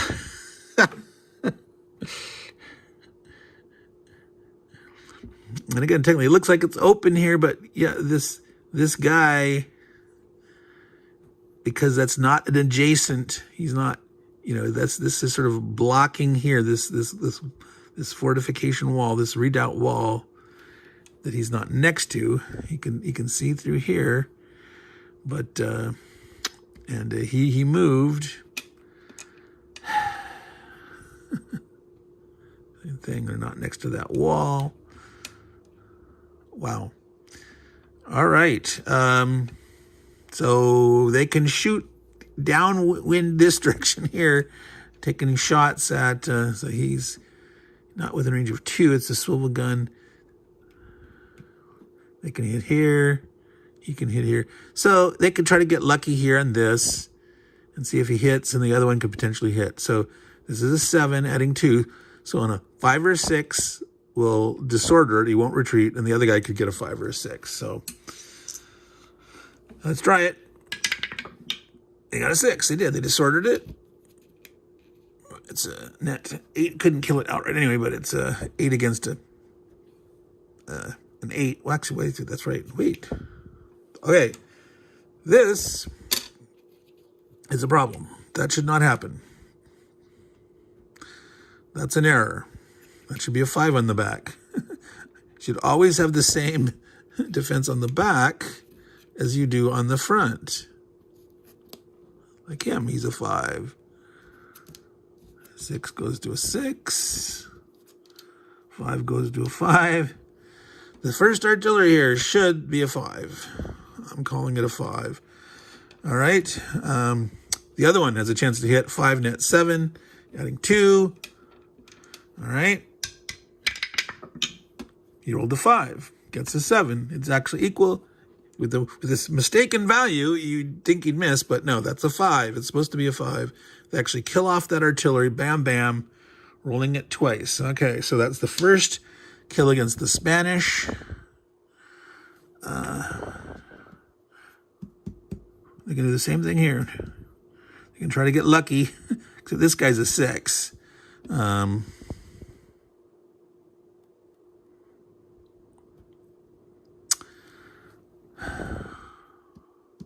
They'd have to roll 6s. So does he just shoot at this guy to, I think he just shoot here 5. I think it's better for a double chance of 5 or 6 to suppress this artillery, get him disordered, than a chance to disorder this guy with the chance. Then again, there's another 1/6 chance of maybe killing him off. Yes, they need to do that. They need to keep the artillery suppressed as best they can. Well, yeah. All right, he'll try that. He'll shoot at the artillery. He missed anyway. No. 1, 2, 3. Yeah, this. They're not in range, but so. So he'll shoot at that artillery and missed. All right. So that was the end of turn 5. The British turn looked like it was going to go well for them. They were going to rescue this guy, but no. Must remember to do your defensive fire. Classic problem. There needs to be like some hovering little thing to remind yourself that's floating in front of your face. It says, don't forget your defensive fire. All right. Wow, yeah, let's do it. Let's drive on up to turn 6 here, folks, and see what we got. So this is what the Spanish drew. French Elan. 6 allied units, moving 5, attacking. All French units may move 1 additional hex and get a +1 to attack.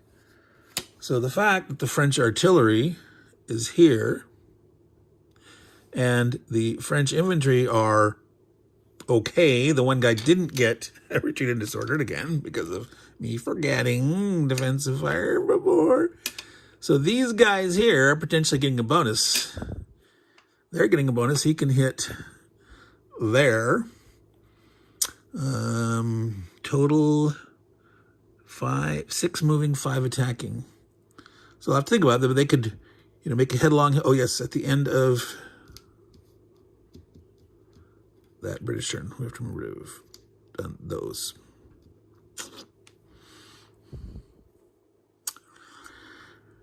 So yes, decisions. To some degree, wheel this way a little bit, especially with the French guys, because he could get himself all the way over to here now with a bonus. They could wheel this way, whereas these guys storm this way. So let me think about it. All right, so 6 units. They did run one over here. They didn't want to go into the little nook and cranny here next to all these guys. But definitely they went through the Grenadier, across the wall. This guy, by not moving, and this guy here, they're going to be able to shoot still. But they moved up 1, 2, 3, 4. They moved up this heavy artillery that was out of range because things were going. So he moved up the road to here, so he's going to be able to blast at these guys. And we moved 1 infantry over to here, just in case something goes wrong here. Well, if they still had the Royal Foresters, maybe they tried to run through here and hit on mortars in the background, trying to get across the defensive, but no. But there we go. So we're going to be able to tackle the 5. But, of course, what are we going to do first? Defensive fire for the British. Defensive fire for the British. So they have to decide 3. Now, obviously, these swivel guns here, they're going to want to blast. They're definitely going to want to blast. Here at this guy, they get their 2 shots. So they're rolling a die 6 +2 against a 7. So the best thing to do, they can't kill him, but on a 5 or 6, they can at least retreat the guy, and they're going to get 2 rolls. So 6, 8. Retreat him. All right. So they saved their bacon for now. And the second shot, again, I'm going to say, well, this guy, this wall is not adjacent, but he could shoot here. So even though he was in a zone of control, but his first shot's here, this guy, he could not shoot over there. So let's roll that. 5, 6, 7, just enough to hit against the 7 dude. So they are succeeding in not collapsing. It was like, boy, if they'd had another bad turn of rolls and that, it could have, the flank could have collapsed totally. So that's 2. No, that's 1 guy, 2 shots. So that's 1 guy, 1 unit on defensive fire. So obviously they want to do something over here to try to stem this tide here. So shoot at this guy, easier to hit. So adding 2 against a 6, 5 misses, 1 more shot. Well, he could shoot here, but I think this guy's going to shoot here. Try to retreat him back. All right, so needing a 5 or 6, 8. So it doesn't get this. The 7 strength guys are just so powerful, so nice. So that was defensive fire. So, French Elan. Well, there's still 1 French here. And the French artillery can hit, but there's no one to help. Like, the idea was to maybe combine these 2 here. No. Yeah,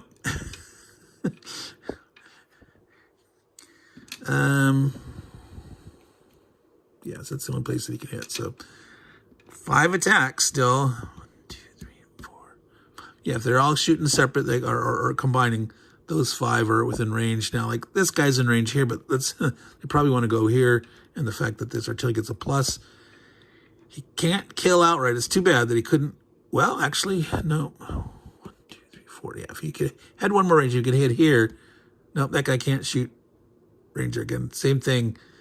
I would say that he can attack the wall, but not across and across the wall. So, well,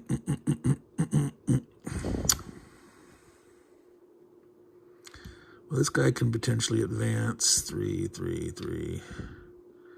So if he attacks with him supporting, it's an artillery. They're not. So even though he's at range, he's not attacking alone. He's there, and it's non-artillery, so they could get the kill. So 4 against the 7. So if they roll a 5 or 6, it's a kill. All right. So adding 4 against a 7. They roll net 8. And of course, my alarm went off right in the middle here. I have my alarm set to watch Ardwolf's Lair Mondays. So let me finish this turn real quick here.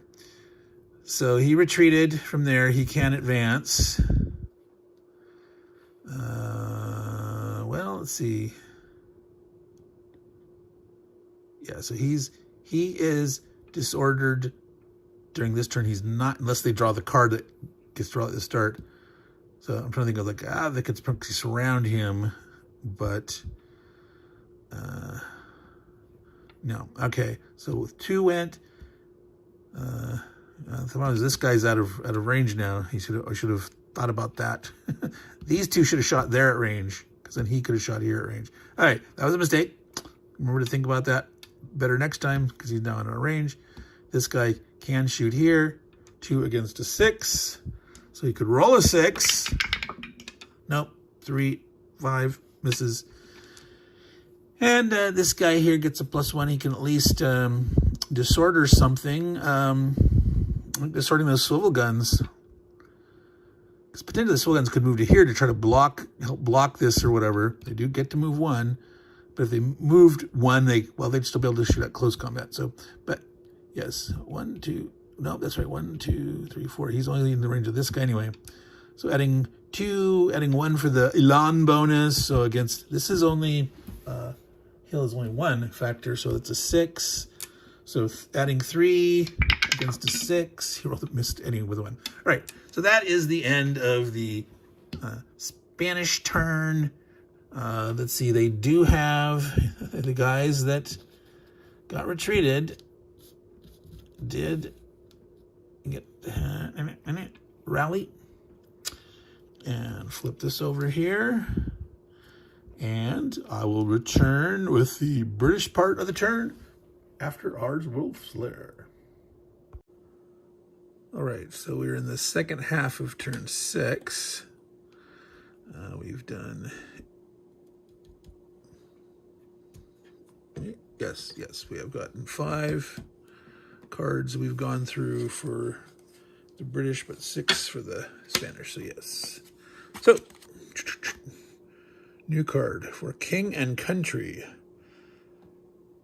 6 to move, 5 to fire. 1 British unit may be returned to play from the British eliminated box and placed in any readout hex not in an enemy zone of control. So, it means they couldn't go here, but they could place them right here. So that happens at the beginning of the turn. Now, we could replace that artillery. Or we could bring back the Foresters.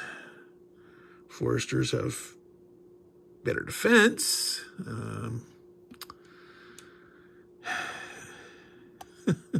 Yeah, bringing it back here. I'm going to have to hope they can anchor that here. Let's see, he can't make it in there right now. He could make it in there, but technically he's becoming in to the fort. He'd have to stop. I mean, when you're crossing the redoubt wall,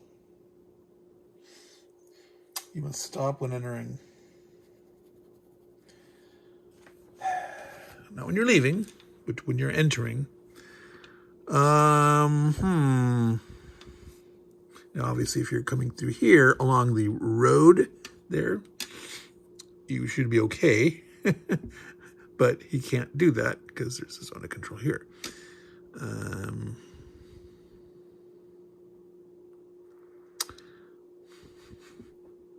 This cannon could move up.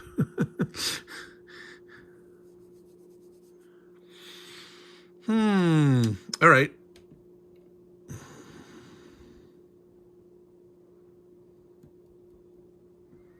Yeah, I think they need the better defense right now, even though that's a nice cannon. The fact that this cannon, if it does retreat, so if they get inside the redoubt and they're attacking on the inside, you wouldn't ignore the retreat result. So I think they better bring him on. All right, so they're going to have 6 to move and 5 to attack with. Let me figure out the move. All right, so the Forester that came on here could move this turn, and he did to here. And the third wall deck elected to move here, because if they do break through here, you need to still maintain this fort here. Instead of trying to stay out here and fight, it's better to get inside here. Try to lock this back up. This is a weak spot here. This cannon with the 5 strength here just on the hilltop. So started moving the wall deck over here. So next turn he can come in here. This guy can peel off somewhere. This cannon moved over here. And I'd forgot I needed to rally that French unit there from before. So defensive fire. Gotta remember to do defensive fire first. So the Spanish have a lot of opportunity because they potentially could be defensive firing with these cannons here too. this one here. That's in range of these two, potentially. So he's in range of this one and this one, this mortar that shoots 5. These guys here.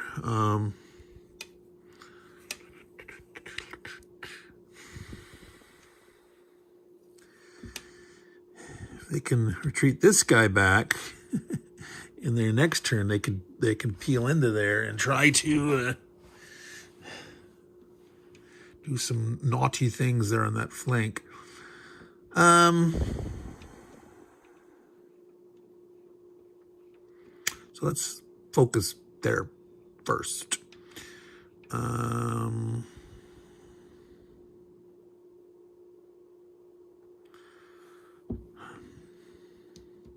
So he can't do, he might as well just shoot. He needs a 5 or a 6 to hit. It is a 7. He rolled a 6. So this guy does retreat. Now, he needs to retreat here, because if he retreats to here, he'd be within 4 of this guy, and he could shoot at him disordered. So he better retreat back. You know, it's the same distance from him. Both of those are, but yeah, he needs to get away.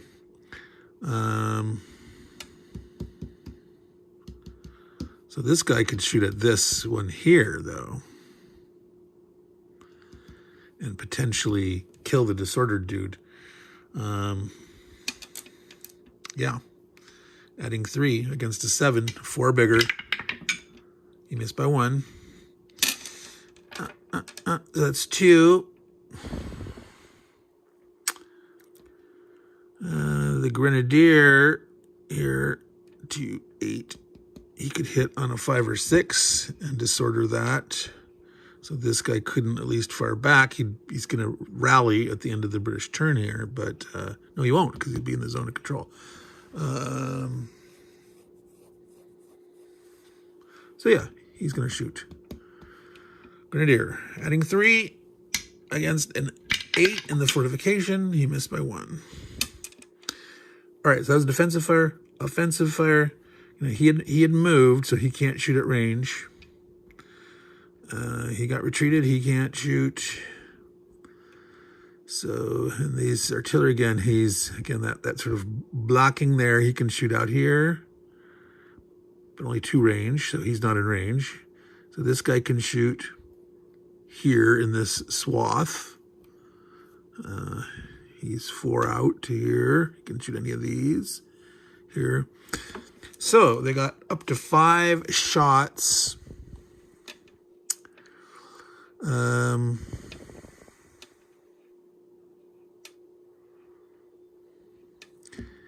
Yeah, it might be worth trying to push back the guard here. It's only 1/3 chance, but yeah. So he's going to shoot here.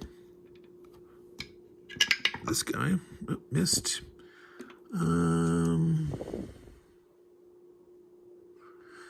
He's going to do the same. He got him. So he retreats to here.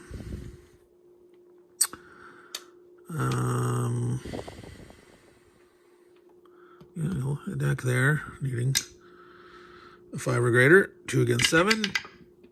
Misses.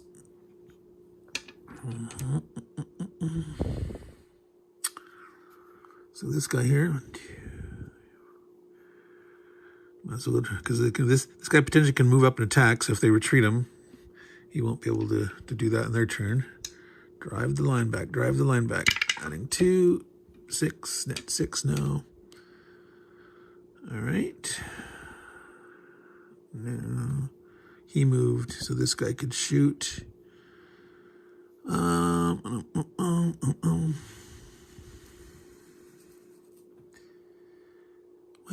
we'll try to disrupt the artillery. It won't be able to do anything. Shoot next turn, the next Spanish turn. So this is adding 2, though. That's a 7.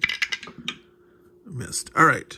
So that is the British turn. They do get to rally these guys here.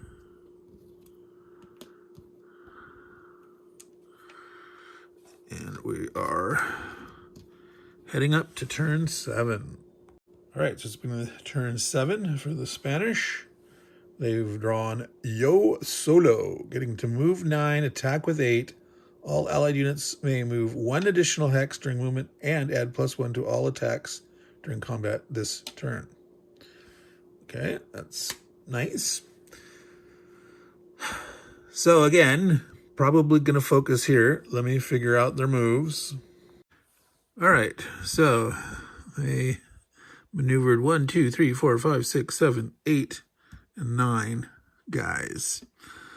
That extra movement really meant a lot of units could get up to attack where they couldn't have otherwise reached for a number of these guys. So it was quite a powerful card there. And they're going to get adding +1 of their attacks. So first is the 3 defensive fires, and here's the critical one. They're able to, surround this guy here on the salient of that fort, which is kind of one of the problems with using a hexagon grid for things that are probably not that shaped in real life.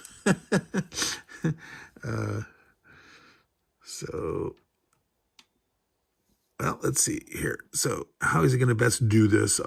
You should start with a swivel gun because he gets 2 shots. So he'll bang away on this guy here. So 7, adding 2. First shot, miss. Second shot, 6, miss. Yeah, that's the 7 defense dudes are really good assault dudes.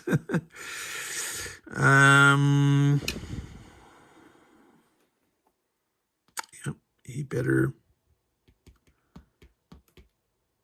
shoot here. All right. The Forester trying to help himself. 7, he gets the guy. So they retreat.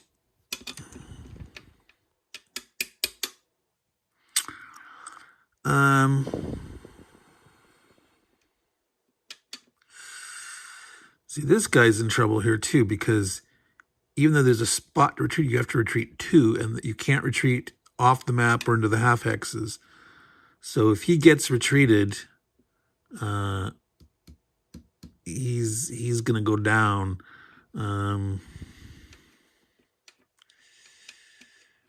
At least right now, this guy's a way out here.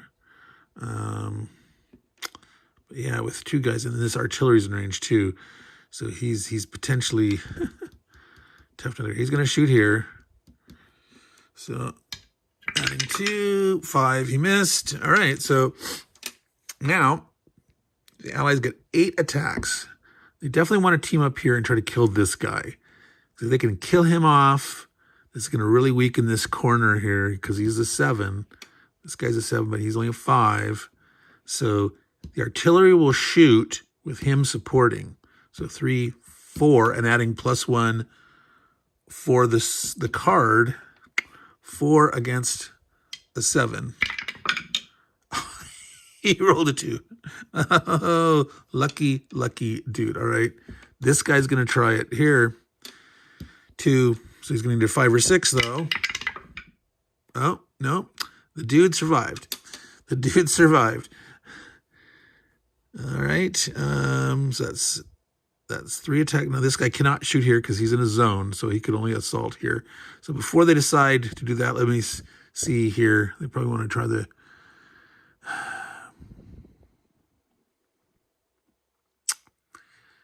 They want to try to get... Even though they can't kill it, they can get in there. They can get in there.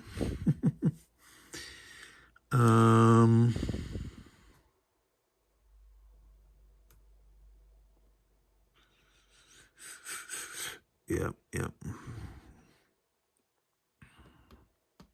So he'll attack with support from this guy. So a 3, 2 + 1 for support, 1 for the card, adding 4. Wait, did I remember to roll that at here? 2. What did I roll? Stop. Right, so I forgot that this guy gets to add 1 to the bonus. So 3. So he didn't need a 5, he needed a 4 5, but he rolled a 1. So that didn't matter. All right. Gots to remember the good stuff.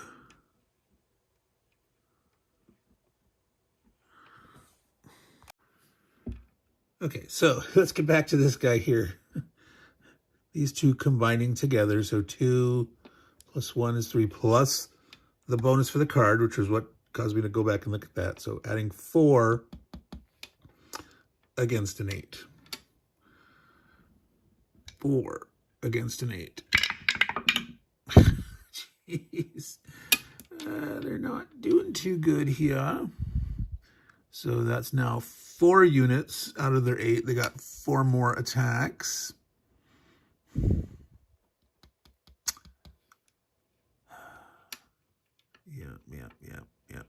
Yep. 1, 2, 3, 4.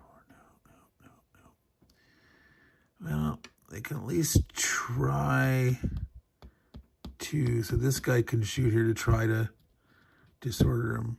So adding 2 plus the bonus is 3 against an 8. So on a 5 or a 6, they can at least disorder him. They did roll a 6. No, it's a 3. It looked like a 6. In the shadow of the corner. So 1, 2, 3, 4, 5. They only got 3 more shots. So they're trying to get their way into here. Should they team up with the artillery, get in there? They're going to be next to these guys here, but try to start to push them back.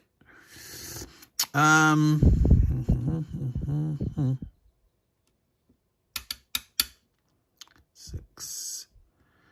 And I think we can do separate attacks. All right. Because he potentially could, because if he gets him to retreat and he advances to there, then if shooting at this guy and disorder him, having a dude next to him, he won't be able to rally unless they drive him away. So up a hill is only going to win 6. So adding 2 against a 6, they actually killed him outright. Boom. So he is happy about that. Yes. 6, 2 more attacks left. So this was our plan. He can shoot here. Someone who can shoot back against this guy. This guy will be able to do it also. All these guys are going to unload on him. His odds of being able to stay there are small, but they will have their defensive fire next turn before the British actually get their chance to do their normal counterattack. So who knows what could happen there. All right. So, yeah, let's go ahead and have him shoot here. Or do we want to have him attack here, and if they succeed in disordering him, have one of the artillery shoot their chance to kill it? I think I can do that. So this is a 7, adding 2, and a 5 or a 6. They can disorder it. No, it's adding 3. It's adding 3. It's adding 3. God, I have to remember this. 1, 2, 3 with the bonus against a 7. It's 2, 7. Okay, 9. So actually 2 greater. So they actually kill it. So while the retreat can be ignored, disordered, you can still kill it. It's not like the blockhouses in the Fort Jefferson game where you ignore the outright kill. These forts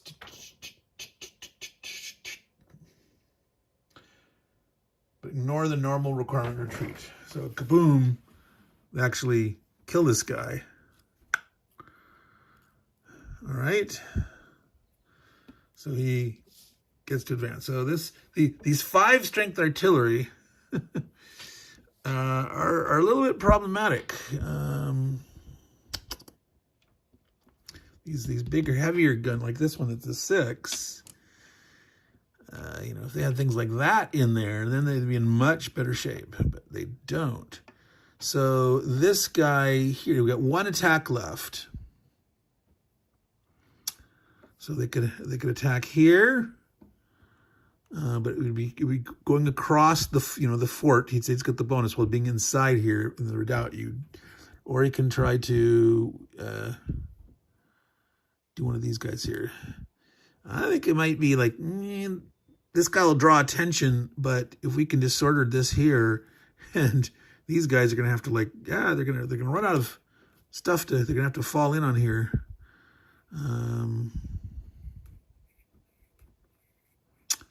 So yeah, I think we try to disorder this guy. So shoot over there.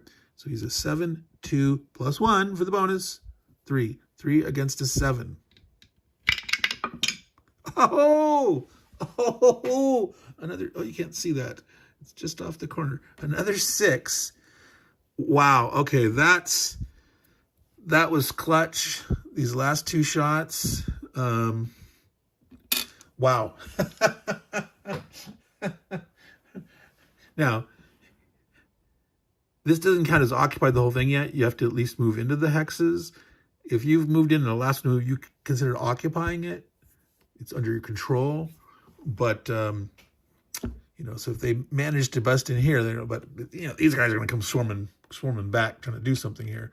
But, yeah. All right. So that was the end of their attacks, and they get to rally. So this grenadier here is looking for some more, wanting to get it back into the fray.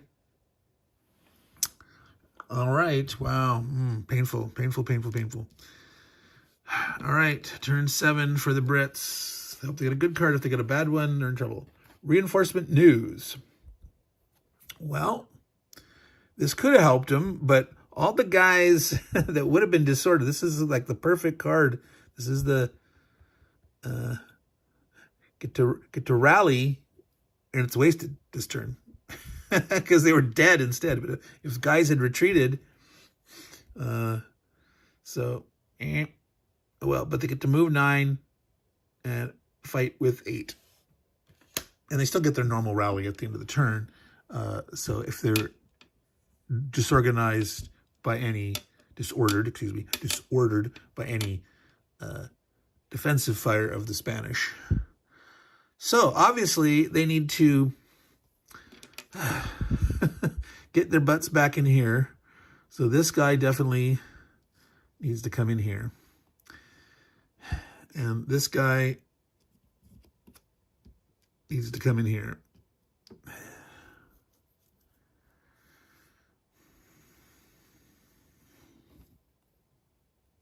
This guy needs to tighten up that flank. That's 3 out of their 9. These guys aren't going anywhere. They're fighting here. They're not going anywhere. So this is a problem here. That right now they've got this got a little line, the zone. This has been cracked here, but this is pretty precarious. All right, it's defensive fire for the Spanish. And this guy could potentially be killed by the defensive fire. This artillery shooting here, that's the way to go. So I think, yes. So a 3 against a 7. Let's see if I bring it up and over a little bit, then you can more likely see it. All right, here. Adding 3. Now, it wouldn't kill him outright because it's a lone artillery shooting at range, blah, blah, blah. But the fact he cannot retreat, he got pinned in the corner, and, you know, technically, yes, he'd be able to retreat off the map. But no, for game purposes, no, you're considered limited. So, wow. That was 1 defensive fire.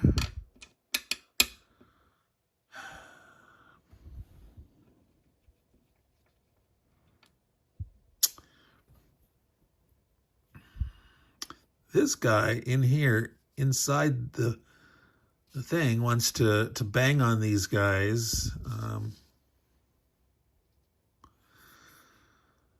So these are both equal strength of 2. So he would want to shoot on this guy here, easier to hit. So adding 2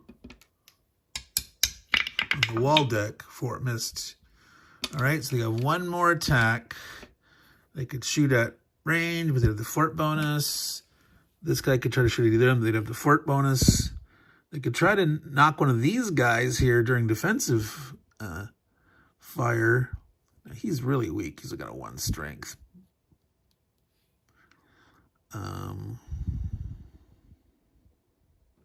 But he can still aid, like he could support this guy and still add that one instead of shooting with a 1 strength by himself.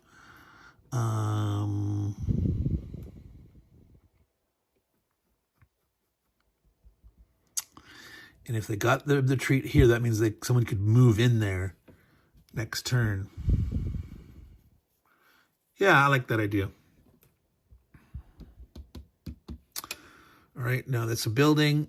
Adding 1, it's a 6. So adding 2 against a 6.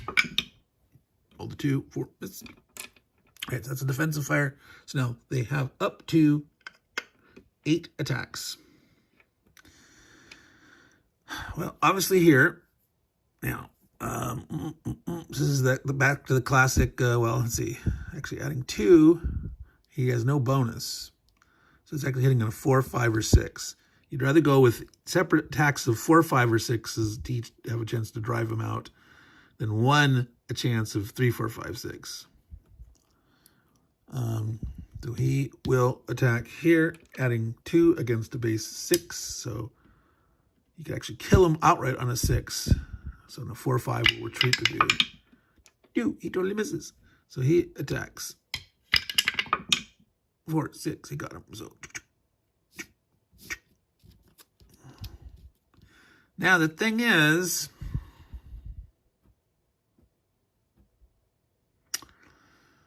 if he advances to here, well, they potentially can't make it up that hill unless they have a card that gave him a bonus. 1, 2, 3, it costs 2 extra. So I think he wants to advance. Well, so they're not going to get across here unless they, same thing, get a 4. If they get something with a 4, 1, 2, 3, 4. Wow, the hits got 1, 2, 3, 4, 5. He could get in. It doesn't cost any extra to move across, but you have to stop when entering the readout. Yeah, he needs to advance. This is potentially open, but not unless they get, well, not even then, even 1, 2, 3, 4, 5, it would cost them 5 to get there, because going up the hill. So they're safe right now.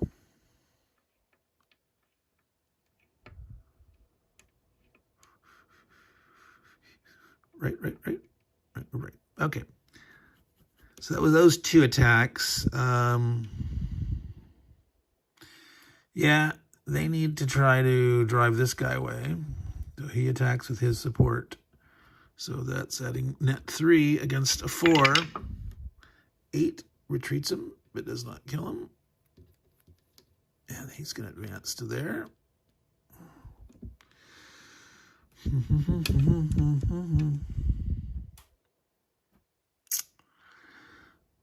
So he can shoot here. Kabang, kabang.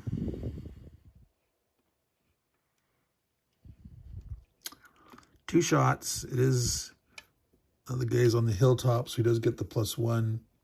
So he's a 7, but on a 5 or 6, he'll hit. And he can roll twice. Miss. Got him. All right.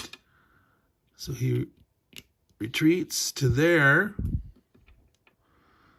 So that was 1, 2, 3, 4, 5.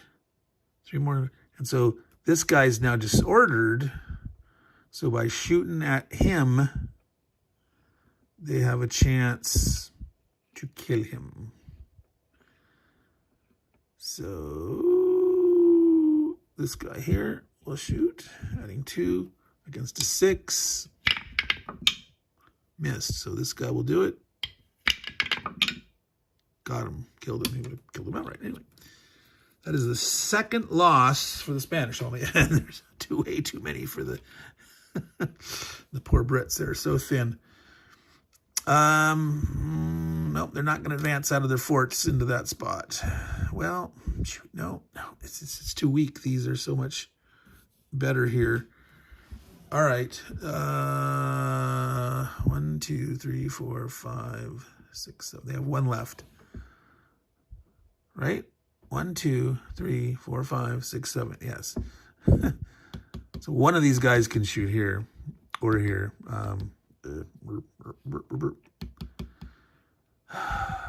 Yeah, shoot at the guy. They have more chance that he could actually get a kill if he rolls a 6. So adding 2 against the 6. 7 hits. All right. So that is the end of the British turn for turn 7. They have nothing to rally. They would have all been rallied anyway. So it's going to be turn 8, which we will continue tomorrow. We've been doing this over the course of a few days here. Haven't had a chance to just bang the whole thing out. So it's been sitting on the kitchen table, and my wife has not been super happy, but you know. All right. Back soon, guys. All right, folks, so we are continuing with the Spanish turn 8. They have drawn this card as Paleta's defenses, 7 moves, 5 attacks, and they get 1 Spanish unit, their choice, return to play. Now, interestingly, it's not back here in the entry area. It's next to any Spanish unit not in an enemy zone of control. So that means they can bring something like way up here. And I think they're going to do that. I think they're actually going to bring an artillery unit here.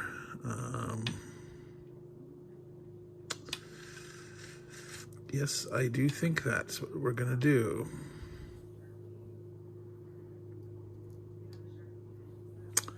Well, actually, he doesn't have to. He can be back, so he's not in range. He could shoot 4. That can get all that. All right. So, with the 7 moves and 5 attacks, we'll have to figure out what we want to do back in a sec. All right. So, mostly concentrating over here. 1 moves. 2, 3, but also charging ahead 4, 5, 6. This guy decided to flank the whole thing, moving up the Spanish road along here and then over.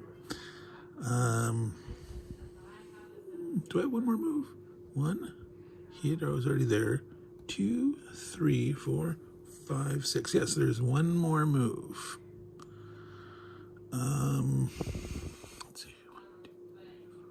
So he can hit here with a 5 mortar. He can hit here. He can hit here. He can hit any of these here. Those guys don't have to move up yet. They can move. Probably engage this guy here. All right, so there's the 7. We only have 5 attacks. But first, we remembered defensive fire. Defensive fire first. All right, so obviously here's the worst. Well, it's in the safety of the fort, but the potential here to lose this guy in a zone retreat. So I'm gonna start here because he can get double shot. So adding 2 against a 7. He hits. So he can get 1 more shot, but again, there's no one in range because of the blocking walls of the redoubt. All right. So he's potentially safe. If they have to retreat, they can go that way.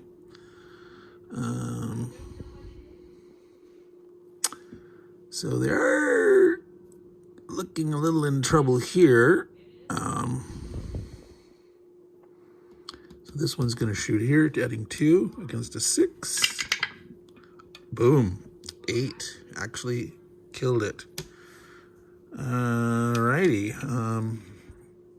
So that's 2. 1 more.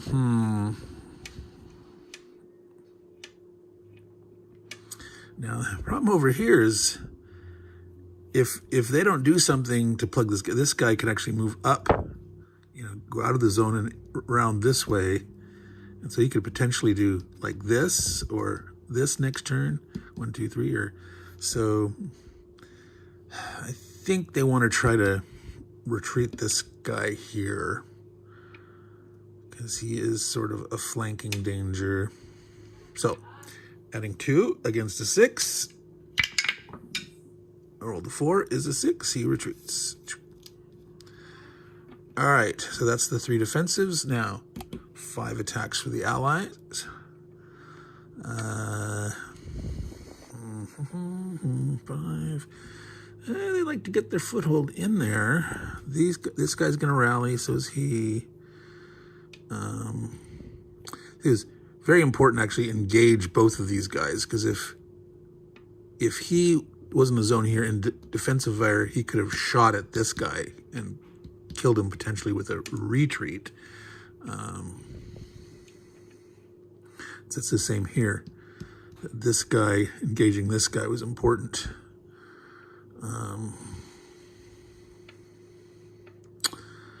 All these little tactics you have to think of here. There's a fair bit of subtlety in some aspects of the system. It works quite well for many different time periods and battles. So,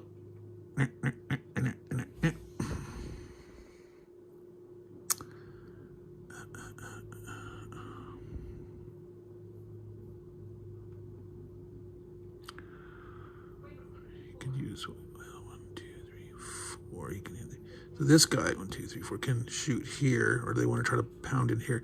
I mean, this is one of the, and these are so it's like you can get this. You can potentially not fight your way into this, get both of these, and then get into this. This guy's, quite a danger there on the flank with his speed. Yeah, I think I'm going to commit this to here. So between these two, attacking and supporting, doesn't really matter. You can do it the other way around too. But it's 3 against a 5 with a +1 is a net 6. The civilian unit there only has a 5 defense. So adding 3 against a 6. They missed with a 2. Well, so that was 2 attacks.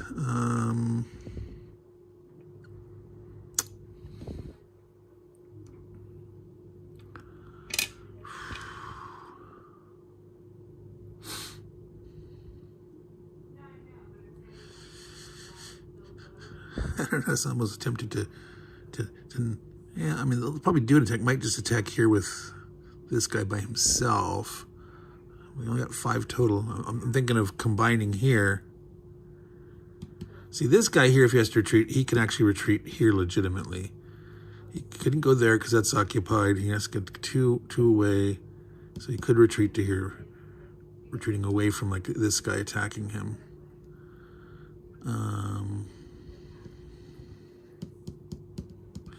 But if we attack here, force him away, get in, advance in. Yeah, I think they want to do that. So 2, 3 against 8. So on a 5 or 6, a 1/3 chance of getting themselves in here. 4 missed by 1. So over here, so that's 5. No, that's 4, 5. So we'll attack here. 3 against an 8. So again, a 5 or 6 is what they need. Can they crack the corner of that redoubt again? Whoa, no, I don't count it unless it stays in the, oh boy. That's why I use a dice tower. But sometimes an errant die comes flying out. It's got to be in there. 1, they miss. All right, so that was their 5 attacks. We are moving on to the British portion of the turn. All right, and they draw Francim Astabe. I'm just making a stab at the French. Francim Astabe. Francim Astabe. 6 British units, 4 move, 4 attack. The British player may add the I think it's the Chickasaw and Creek Indians. Yes, Creek and Chickasaw units, or return any 2 Native American units from the unlimited box. Place them within 3 hexes. Very timely. Like, hey, we need reinforcements here. We got to save this. So the fact that the Creek and the Chickasaw, I've never been there. Let's go ahead and pull them in. Get them on the board now. So, and 6 move for attacks. So in or adjacent, or actually within 3 hexes of any non-enemy control. So they could actually plop one right in the fort. 1, 2, 3. And they're going to do that. They're going to do that here. Well, 1, 2, 3. Actually, here. Well, this guy potentially could go here and here. He could get into the fort regardless. This guy had retreated. Well, this here. This, well, he's going to have to stop. Here. Or here. See, potentially, he could run down this road to come around this way, but they've got a lot of units here right now, so yeah, like this. All right, so 6 moves and 4 attacks. All right, we think. All right, so this guy, even though he's a reinforcement, can move this turn. So he moved here to block this. This guy came up. This guy, was able to go out of the zone and then back into here. So they're going to actually try to surround and take out those dragoons, which weren't expecting. These sort of surprise approach of these new Indian forces. Over here, this guy was here and he was here. What happened? This guy moved here, and then this guy moved into here. So they sort of swapped places. Since he wasn't in the zone, he left the zone, but then entered here, across the bridge. Yeah, I figured better use the 7 defense guy here. Try to hold that. This is a weak spot here, but I was couldn't quite like dance this guy out and him guy in and get, but maybe in a future turn they'll do that or something if they're not overwhelmed. All right, so now we have only 4 attacks, but defensive fire first. So obviously over here,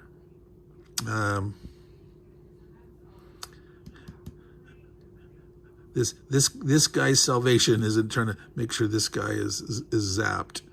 So he could actually shoot. Well, let's see. Technically, the hill. He's down here below. All my gaming instincts from everything is the fact that he cannot shoot up this slope back. He could shoot a guy here, but not back there. Just you wouldn't be able to see him. So he can't shoot. So he is shooting there, adding 2 against a 5. He rolled the 3, which is enough to retreat this guy. So he has to retreat away. So he's going to have to go like here. He would retreat and kind of hug here now. Yep. So they're potentially going to be able to shoot and kill this guy with one of these.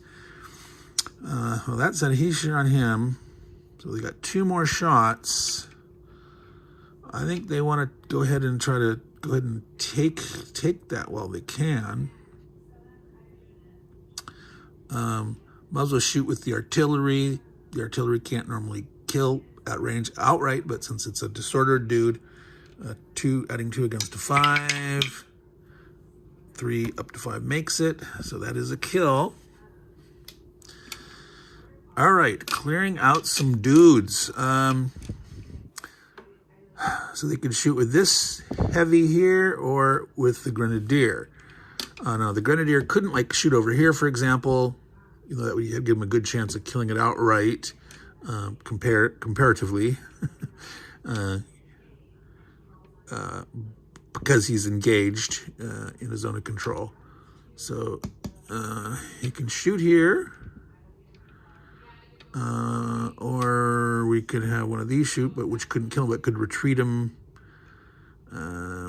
He's not very powerful, but he adding in is able to support. I think we're going to go ahead and try the adding 3 against a 5 or 6, having a chance to disorder that guy. They roll the 5. Net 8 against an 8, just enough. No retreating, because in the redoubt, boom, that was a defensive fire. Now the offensive fire, they get 4 attacks, just 4 attacks. And then I'm gonna sign off and go watch Dan and Artie's show, the Chit Show. Like I said, the filming of this has been over quite a few number of days, having to get bits of pieces in. It's been taking much longer than I wanted to, but that's, yeah. You just have to deal with it sometimes. All right, so now what are these guys going to do here? That sort of changes their thoughts. So obviously they want to try to drive these guys away so that he can potentially rally. So that has to be priority number 1, which unfortunately is not going to be easy. Again, this position behind the wall right here.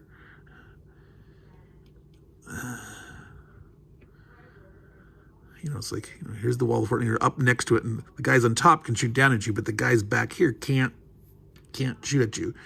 Now, if they were up on some higher tower, like the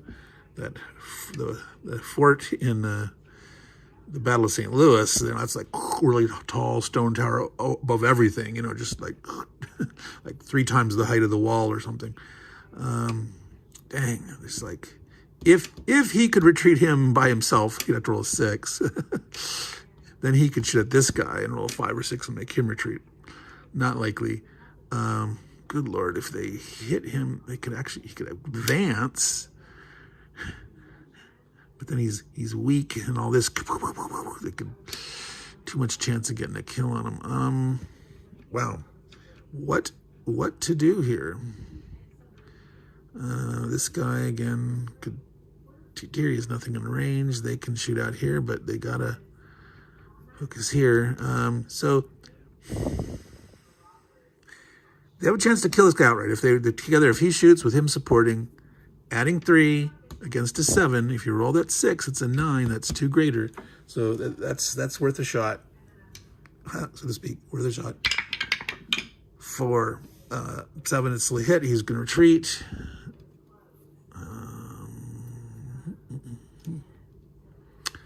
I don't think they want to advance.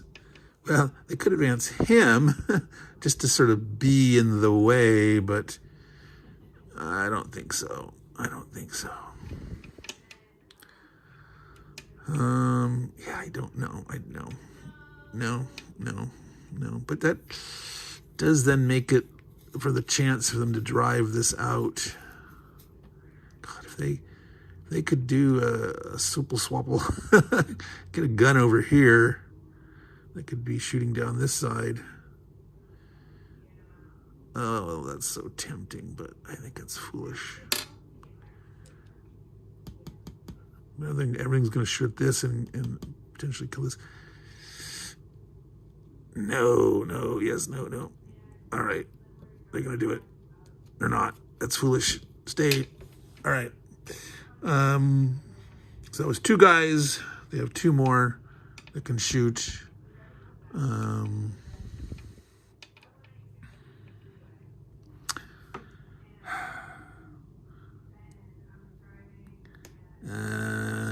Gotta hope to kill some of these guys. I think that's what they need to do. So 2 + 1 is 3. So a 5 or a 6 can kill that guy. 8 or more is going to kill it. So adding 3 against a 6.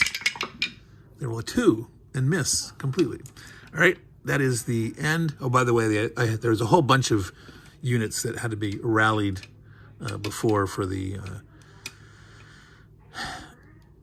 of last turn. You might have noticed in between the different segments. But now they're not going to be able to, this is into their turn, they're not going to be able to rally that guy. So that is the end of turn 8, and we will sign off and see you after Ardwolf and Dan. So we are at the start of the Spanish portion of turn 9. The Spanish currently only have one disordered unit on the map. Things are looking kind of bleak for the British there, but let's see what's in the cards. So the Spanish get, Galvez is wounded. 4 allied units attack for no other effect. So good old Governor Galvez took a wound, and the Spanish activity isn't too good. So this gives a slight respite to the Brits. But let's see what the Spanish can do with their 4 moves and 2 attacks. Alrighty. So let me think. All right, so with only 4 moves, they're trying to solidify their position here, hope to kill this guy who's disordered. So they moved here. This guy was over here, and he came across the creek this way.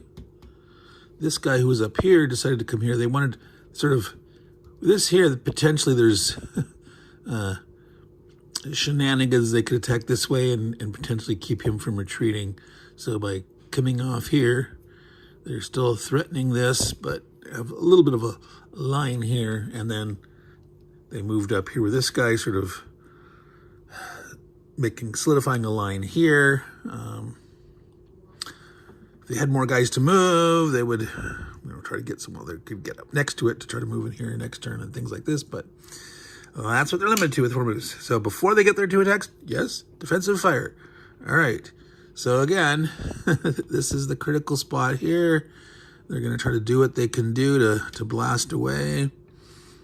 So they'll start here with the swivels, getting to shoot twice, adding 2 against a 7. They managed to retreat and destroy that guy again. That's 1.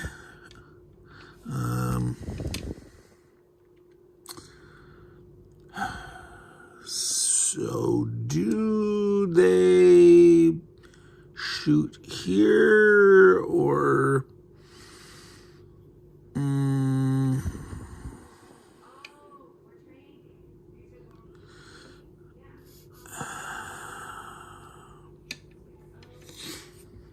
Hitting a 2, adding 2 against a 6 gives them a chance to get an outright kill.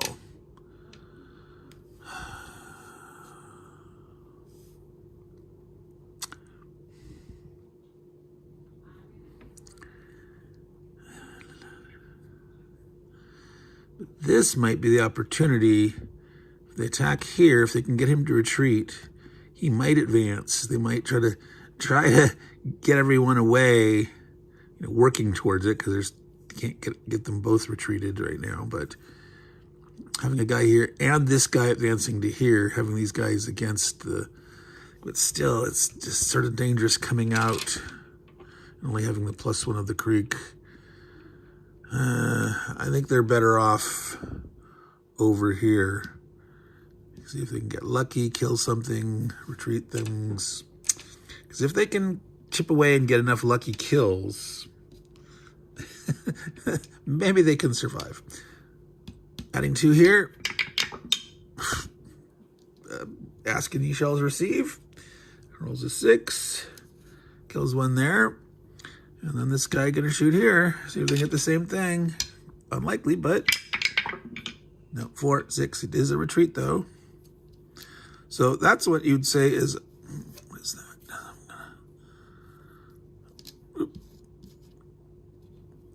Good defensive fire. All right. So now the 2 attacks.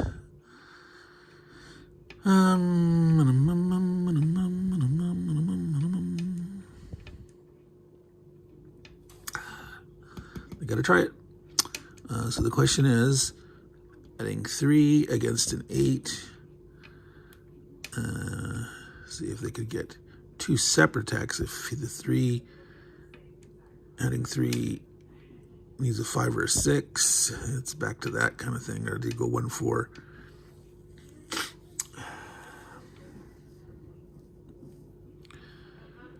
Well, so they could have a... If he shoots, it'd be a 1/6 chance. An 8. If he's attacking with a 3, or you could combine and have one roll of a 4.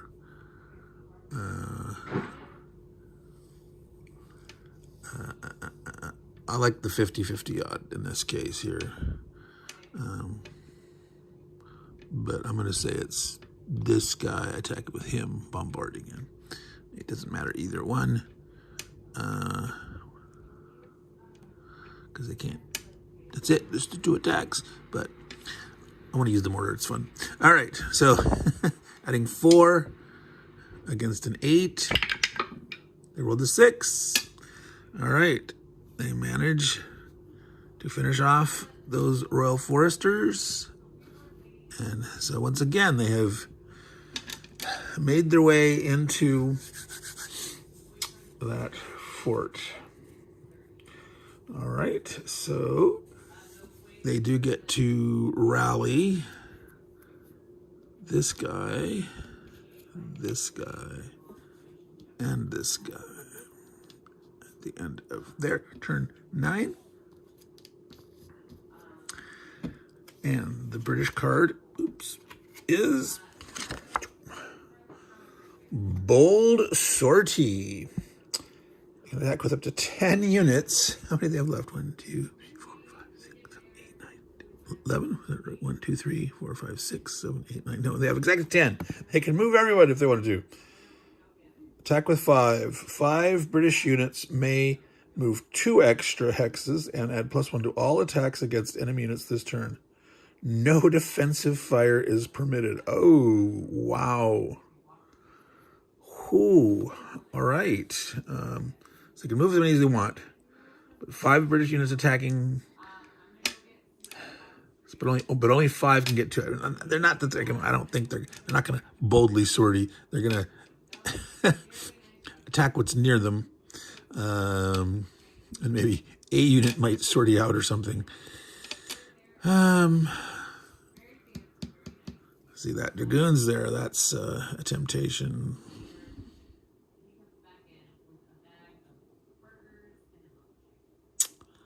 How are they going to do that? Let's see here.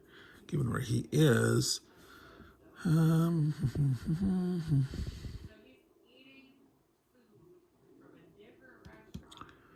5, so...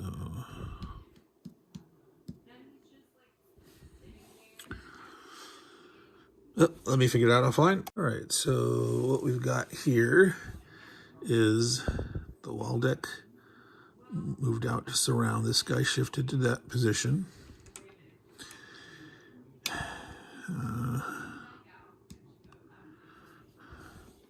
Now, the thought here is that you would want to attack here to drive this person out in advance. Well, you can't, because if he's in his zone, he can't advance here. So what we're going to try to do is we're going to try to attack here first, hope the civilian get lucky, drive this guy away, and then this guy could attack here with support to try to drive it out in advance here. If that doesn't work, then they can decide what to do, and he could, just shoot by himself.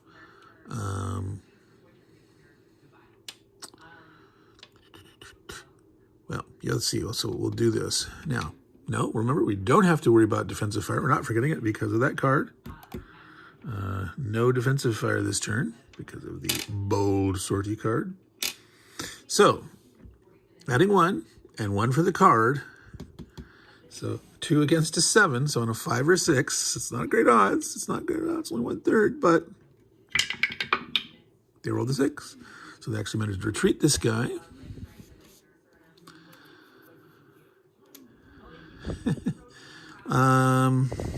Should he advance?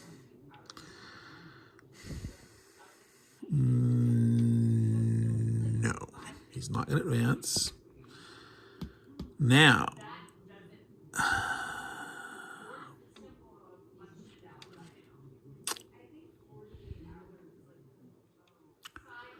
this guy can actually see here.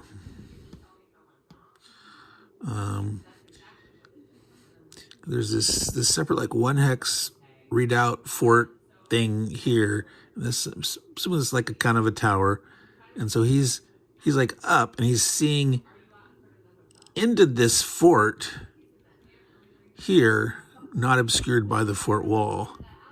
Whereas we're saying like, you know, this guy can't shoot here to here.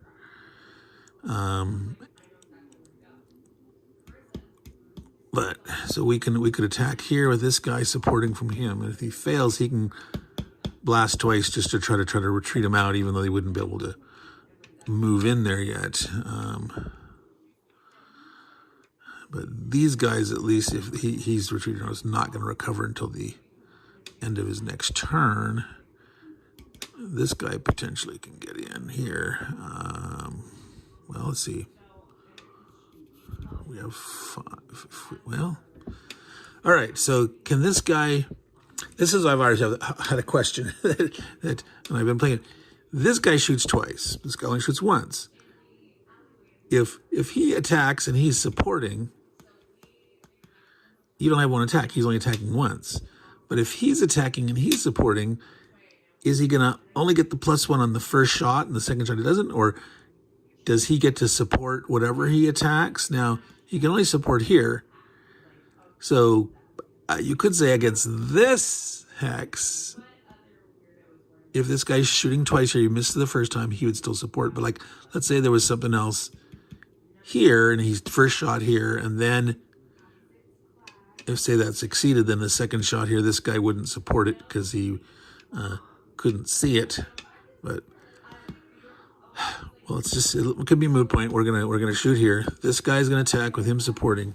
So it's 2, adding 1 is 3, and another one for the card bonus is 4 against a 7. Adding 4. Roll a 4, 8. It's enough to get the retreat. So once again, they've driven them back out of the fort. Desperate defense here. And now he's actually in range. Well, yep, I'm saying right down the line. I don't know. I did it with him. He's not within 2. Yeah. That was the question. But he can still shoot here. If they can retreat all these guys, then no one can move up near here to attack. These potentially can, but so we'll shoot here. Oop. Adding 2, 7 is just barely a hit.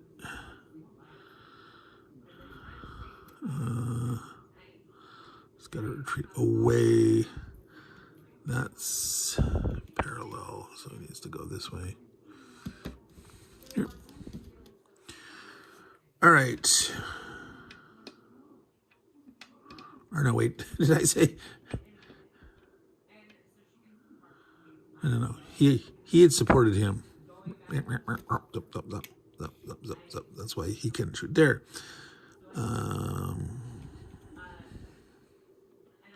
Now being up here, he should be able to shoot over this. All right. 3. So you would have hit this guy here. All right. All right. And so 1, 2, 3, 4. Oh yeah, they got to shoot over here. Oops. Now, yep. Take that back. Got 5 attacks. 1, 2, 3. They want to both attack here. Maximal odds of trying to take this guy out. So 1, 2 plus support 3 plus 1 for the cards 4 against a 6.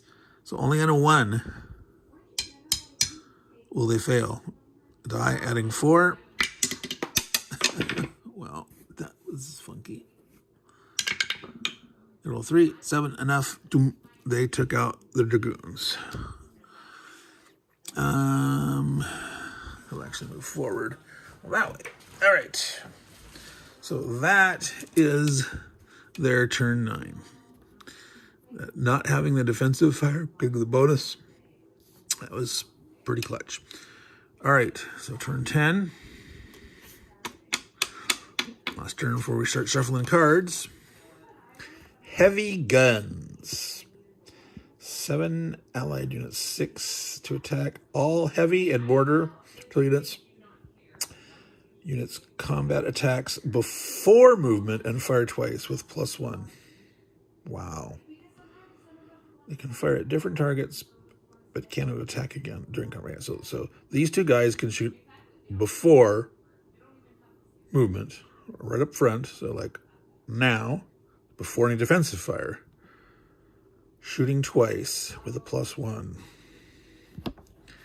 So the heavy artillery is here, and the mortar is here. So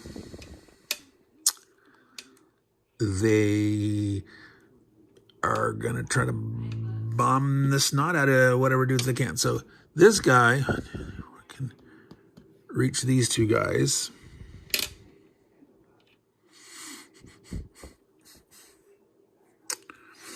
And adding 4 to the die roll. So against the 8, they're going to hit on a 4 or greater. And on a 6, could actually kill it outright.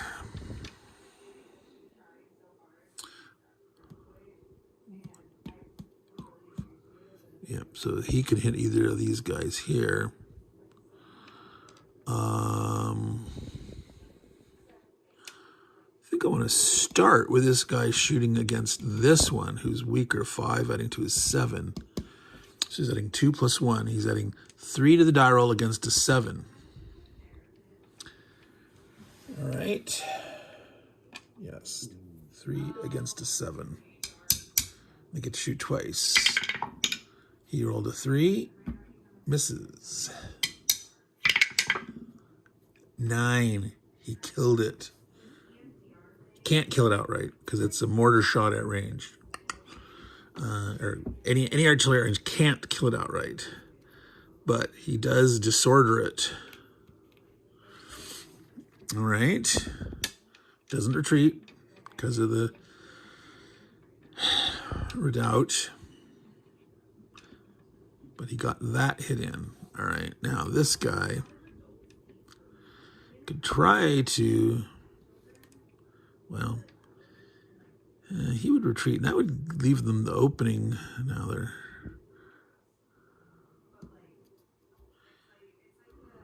You'd have to stop coming across 1, 2. Yeah, they're not going to... Even if they retreat away here, they don't have any in position to actually get in this side. But if they can disrupt it, then all the guys getting up there. So he's going to start here first. 3 + 1, 4 against 8. He rolled a 3. Missed by 1, so he could shoot it there again or shoot at this guy. Now, if he's shooting here, he's going to retreat him automatically. Can't kill him because it's an artillery at range by himself. But adding 4 minimum, you can roll 5. So, yeah, they just don't have... Well, you can get in here, get in here. It's an extra one to come across the things. We couldn't actually move to there. He could, if they peeled away from there, they could come in here and like get in here and say, okay, wait on this, try to peel our way in here.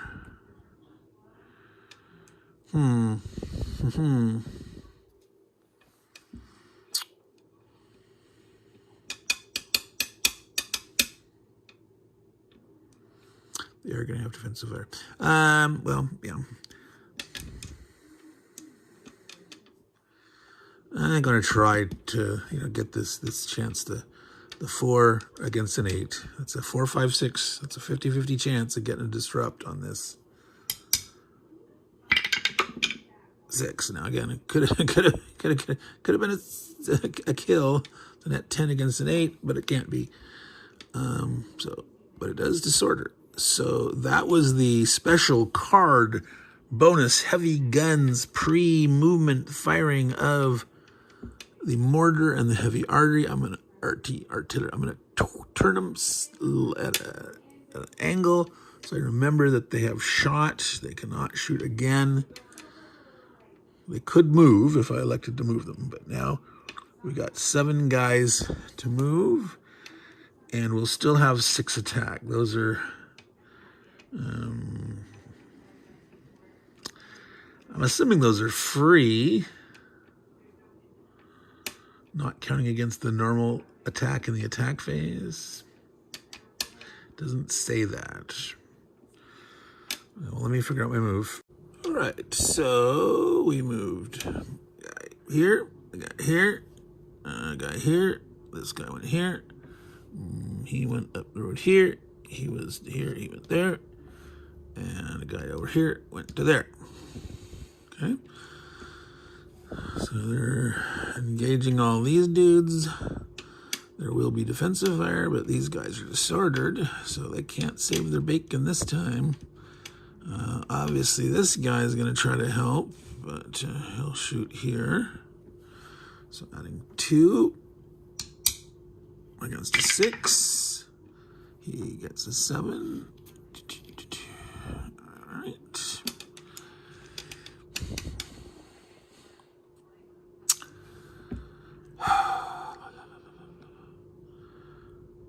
He needs a 6.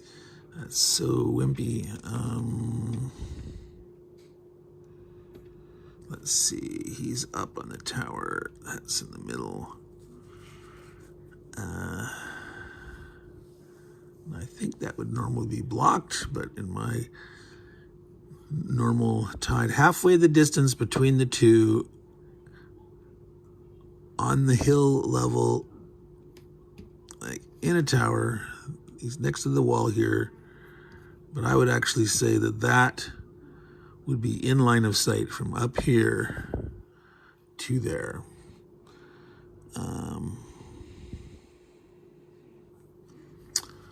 So adding 2 against a 7, he misses anyway, doesn't matter.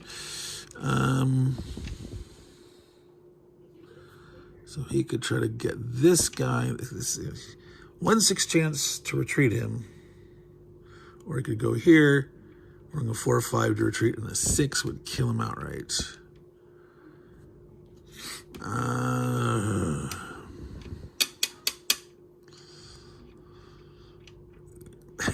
Yeah, I would shoot with this guy here. If I roll a 6, maybe not the best idea, and maybe should have done that, but 1, total miss. All right, that was a defensive fire. So now, 6 attacks. And the question is, should I have counted the 2 attacks? The way it's phrased, conduct attacks before and add +1 to all such attacks this turn.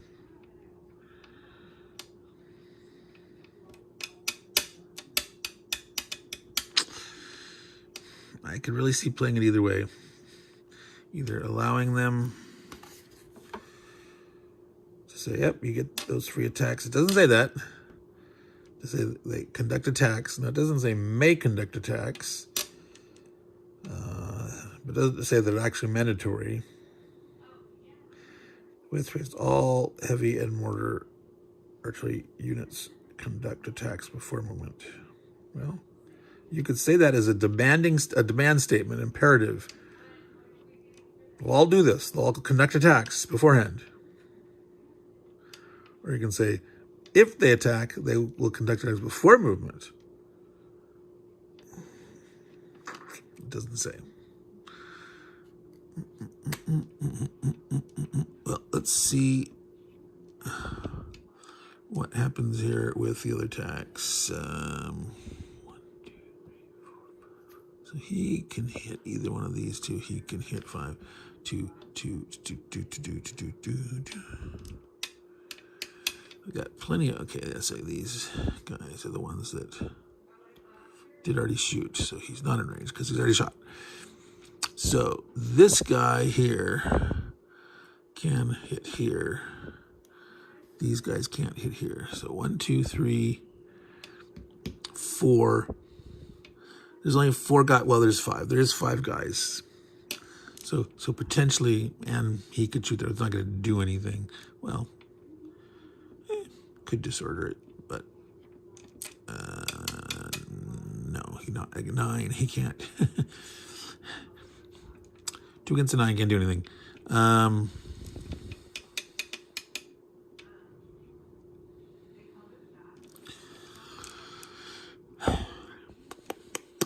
Yeah, let's assume that they count against the attacks that turn.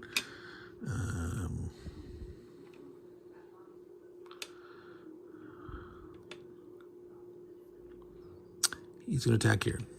He's the only one that can attack there. The only one in range, because he's not in range, and that's not in range. Oh, he can't shoot. So 2 against a 7. So on a 5 or 6, he can kill it. If we do this first, though, he'll be dead because he can't retreat. And then if he kills him with a disordered retreat, he could advance. So let's do this one first.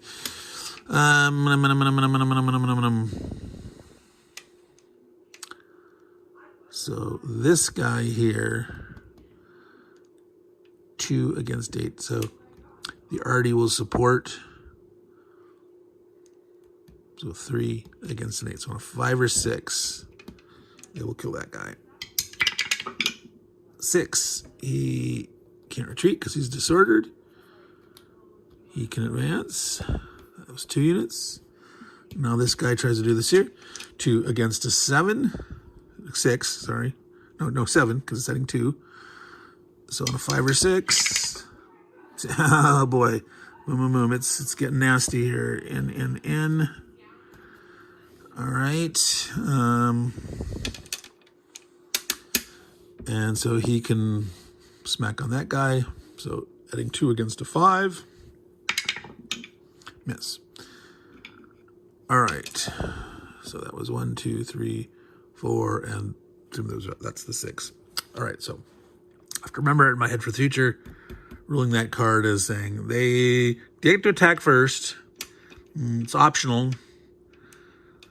If they're attacking, they would conduct attacks before movement, but get to fire twice and add 1. But it's still an attack. All right. And these would rally. That's everything there. Yep.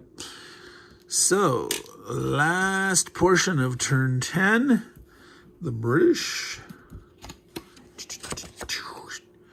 Effective artillery. 6, move, 5, attacks. All British artillery add +1. Well, of what's left, there are 2 pieces left. They get to add +1. Yeah, this guy definitely would not be able to shoot this guy. This would be in the way of that. He can shoot out here, but unless they're sorting out with someone, they're not going to get to be able to kill somebody, but they could retreat him. All right, so 6 British units. Let me figure it out. All right, so he moves in, occupies this. We have the natives, the Creek Indians moving here, the Chickasaw here, moving to here.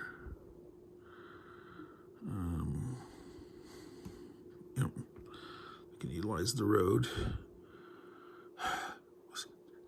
Tempted to try to do something like this guy moves here, this guy moves here, and have. But again, the 5-strength gun just on the hill. You know, that's where initial positions. It's just too weak, too weak. If they had a 6 defense gun, that would be okay. But all right, so now it is defensive fire time.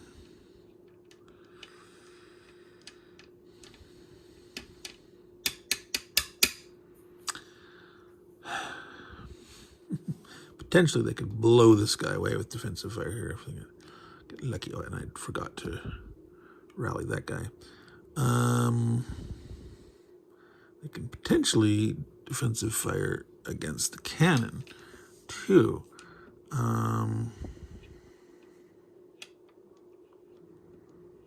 But I think they want to start with this guy here. He's inside the redoubt, so he's not getting, if he attacked, he's going to be getting the bonus, but he's not. So he should attack here first. Yes. 2, adding 2 against just a 5. Misses, rolls a 2.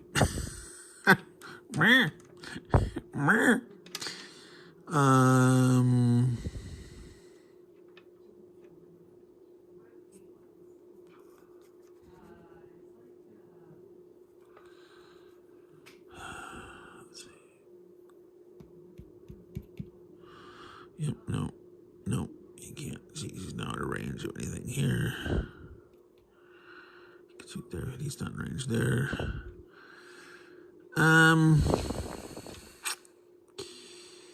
He'd like to be able to. He's a 7. He's a 7 if he attacks her. He's only a 5. He'll have nothing to shoot at. He can shoot here or here. And he can potentially shoot here. This guy can shoot here. So let's do that. We'll do him. And if that works, he can shoot here. Otherwise, he can shoot there also. So adding 3 against a 7. He's getting the redoubt benefit. All right, so adding 3 against a 7. Rolled a 3 and missed. So now this guy will shoot here. Yep, 2 against a 5. Missed. Wow, okay. So the artillery units to get +1 this turn. They can attack up to 5 guys, and only the artillery are getting the bonus. But what this means is these 2 guys can attack here. So since part of the attack's coming from his side, he's not going to get the defensive benefit. So I noticed is this guy, I was thinking could shoot here, but he moved. So it is only these 2 guys. Well, no, but he's in close combat. He can fire here. This guy, same as shooting here, should apply to there. It's right along the edge this side, so he could shoot to here. They could combine these 2 guys here, and if that retreats him, he could shoot here. If it doesn't retreat him, he could also shoot on it. So let's do that. These 2 combine here. Since they have 1 artillery, 2, 3, 4 against a 7. That French guy rolled a 4 as an 8, does retreat. All right.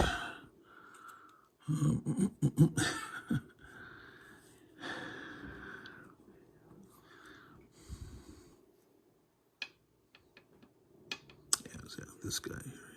Yeah. And so now this guy can shoot here.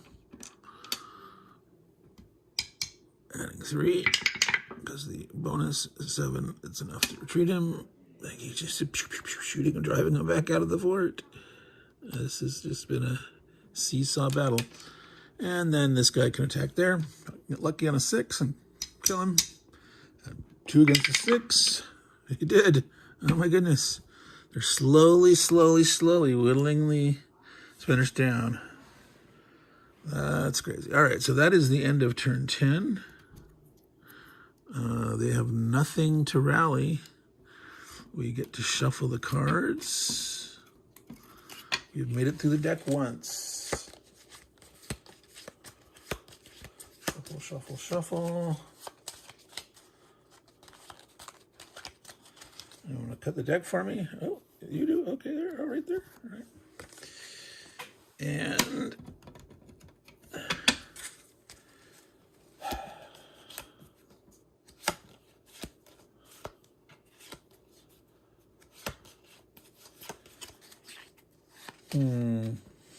it's pretty desperate. It's pretty desperate. Wow. If the Brits could somehow manage to pull this off, I mean, they could maybe draw that native card again and get 2 more native guys back. There's one where they could get a Spanish or a British guy back. The French, of course, has some really good cards too. So, oh, cut, yeah. Oh, just way down there. All right. So the Spanish, turn 11. Spanish Road. Well, that's already been in effect.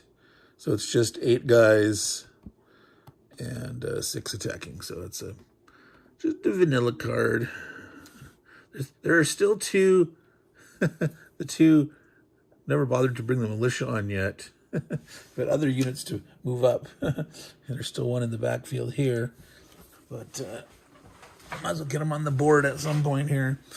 But 8 with only 6 attacks. Let me figure that out. All right. So the French dude went around here. This guy came up here. This guy was here. The Grenadier was here. This guy was here somewhere. So 1, 2, 3, 4, 5, 6, 7. And the mortar moved. The mortar was here. He's moving up. So he can get his sights in here. It'd be nice to move him up. He's still in range of this guy, not this guy, but he's there. Okay, so there's 8 moves. Defensive fire before the 6 attacks. Oh boy.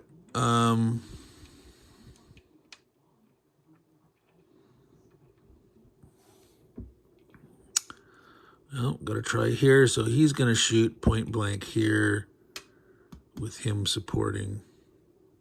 So 2, 3 against a 7. They're not getting the defensive benefit. Yep, 3 against the 7. You got the hit to get them to retreat, but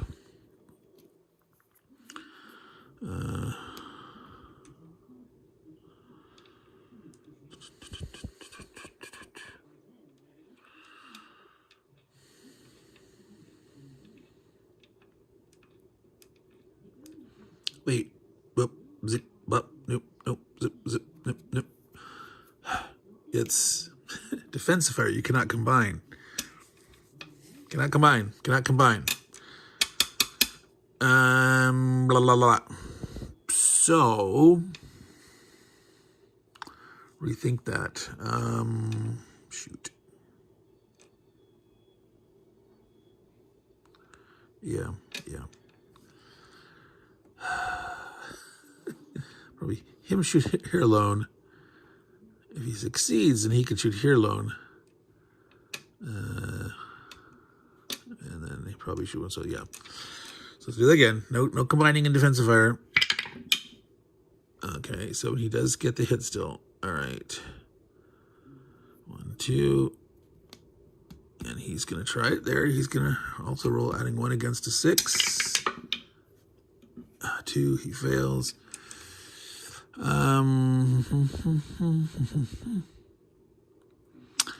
Probably against this one, who's next to the 2 guys.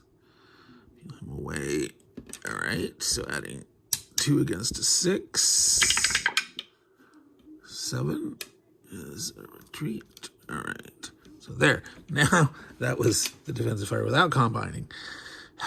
Now, 6 attacks.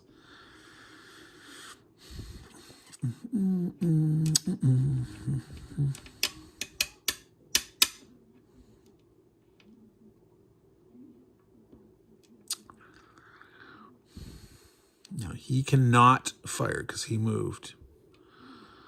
But he'll be able to shoot at a later turn.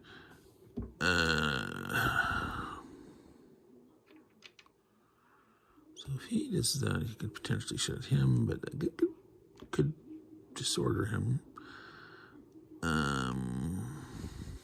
He moves, so he can't shoot at range, but he could shoot here, he could shoot here. So 6 attacks. So I think they want to try to bust their way in. So 2 here, this guy. 2, 3, adding 3 against an 8. Setting 1 for the thing. 3 against an 8. Yep. Hang on it. He's going 2. He's going to retreat to here. And he will advance in. All right. So that's 2 of their 6. This guy will attack here to get the 3. And he will support. Well, let's see if he does this. Well, see. If they attack here, if he supports, since it's inside, so it can be his 3 plus his 1 inside. And the fact that he can't shoot doesn't matter. Okay, 3, 4 against just a 5. It's going to automatically hit whether they're going to kill outright. They're the one. It's just they hit automatically, but no, did not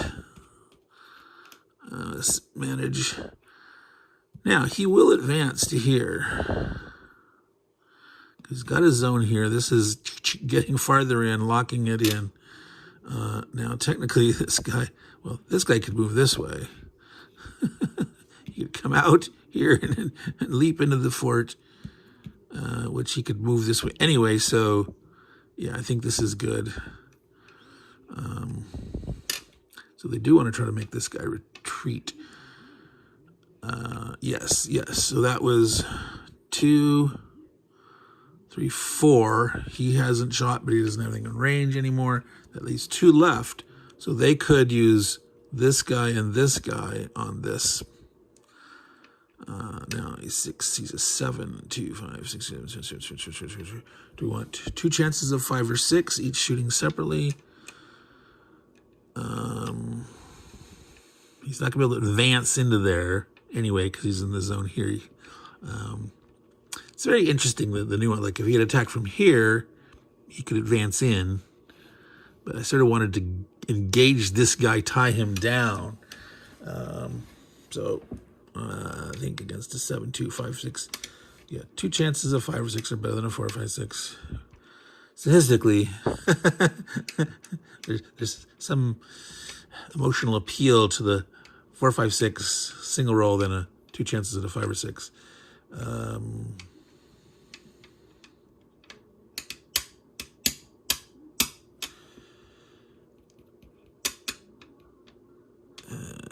7. It's a 7, 7, 2, 7. Yeah, I think they can't.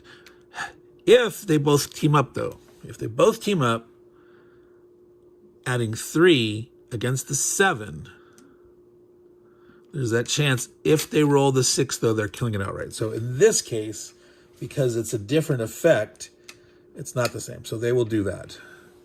They're attacking with support, adding 3 to the die roll. All right, against a 7, because this guy is not in a readout. He's just up the hill. 1, total miss, doesn't matter. Woof. All right, so that's the end of their turn. They do get to rally 4 dudes.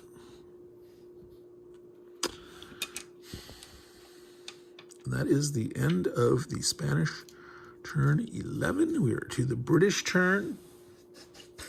What exciting card do they get? Rump. The Choctaws Waiver. It's the no natives get to attack. So they have 5 to move, 3 to attack with. On a 1 or a 2, they have to remove all the Choctaw, which are already gone. That was the reason to bring in the Chickasaw and the Creeks instead of regaining the Choctaw. before, but still no native's going to attack this turn. So it's still harmful to these guys. They could move, but they can't attack. All right. So 5 to move, 3 attacks. And not those guys. All right, let me figure it out. So they're completely in danger of losing immediately. They control this hex. They take this one. And they control these 2 hexes right now. You know, their next turn, they could win immediately. I don't even think it's at the end of their next turn or something.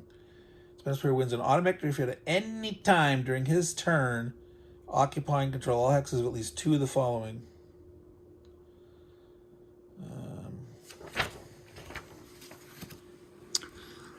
So they've got to, and unfortunately, with these guys both being disordered. Wow.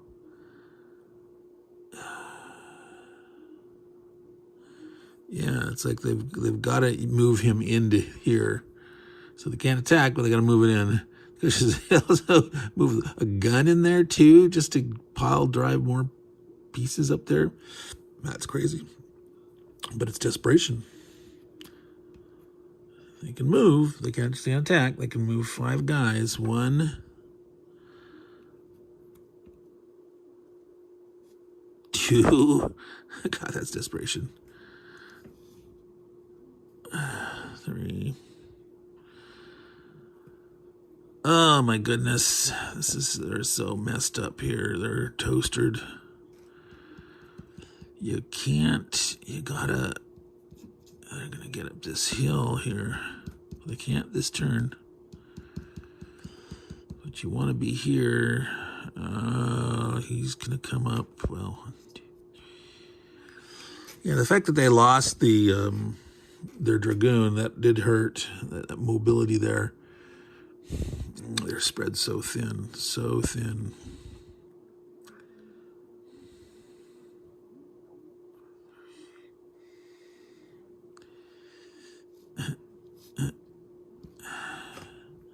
I can't quite make it in here yet.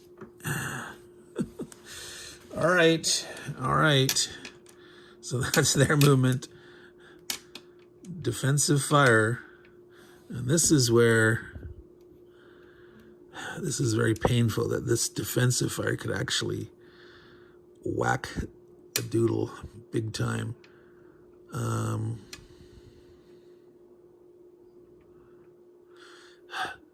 This is one of these cases where, this guy having been here, getting retreated, advancing, keeps you within the 2 range.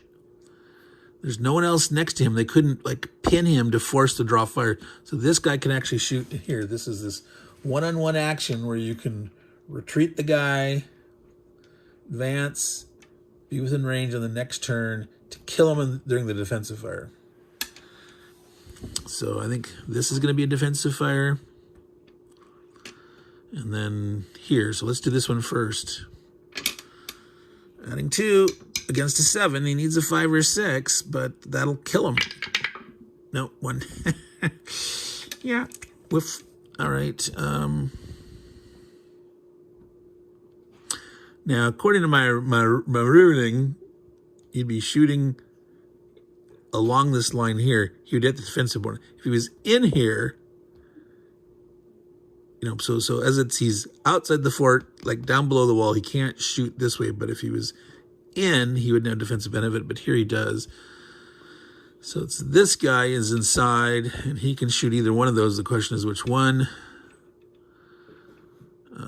Let's see. If one of these guys can hit him and retreat him, then if he retreats, he could advance to there. So I think it's worth him shooting here. It's 3. Again, the good old grenadier against an 8. That's a 5 or 6. He can retreat the Chickasaw. 6, he does. So he has to retreat to here because he can't go there. Over and away. Did you see that? Yeah. Was Is that another one that we noticed the error? The 6 is going down to the 5. Can't remember, was that what we noticed, or was it what, like a French dude, or one of the just the regulars that had the bad number on the back?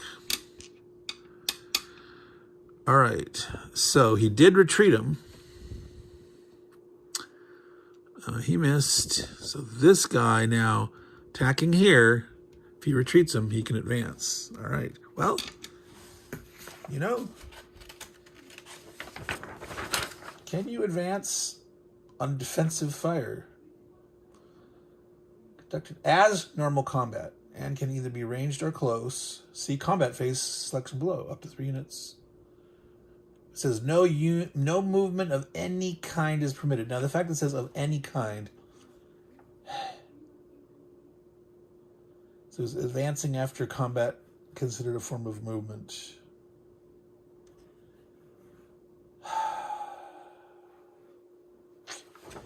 I'm gonna say no. I've never done an advance during defensive fire. It's kind of counterintuitive, but in some games you might be able to do it. But yeah. Well, let's just roll the result and see what he gets. So adding 2 against a 5. You rolled a 1. It's a moot point anyway. All right. So that's the defensive fire. They've got their 3 attacks. He can attack. He couldn't anyway because he moved in this case. Wow, they are just in big trouble.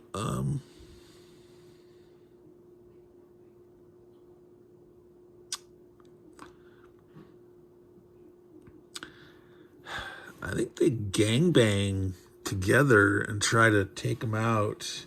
Well, they can't take him out again. That's a... Well, no, the one's in close combat, though, so they could kill it. So adding 2 plus 1, 3. Go with the 3 against a 6 on the inside, no defensive benefit.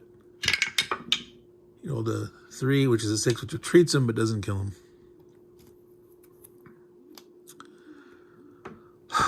He can advance, though, on his offensive. It's but it might as well. He's in the fort. He's still in the fort, but right now that puts him in a, at least vis-a-vis this guy, the wall, but they're going to storm in, but that just slows them down a little more.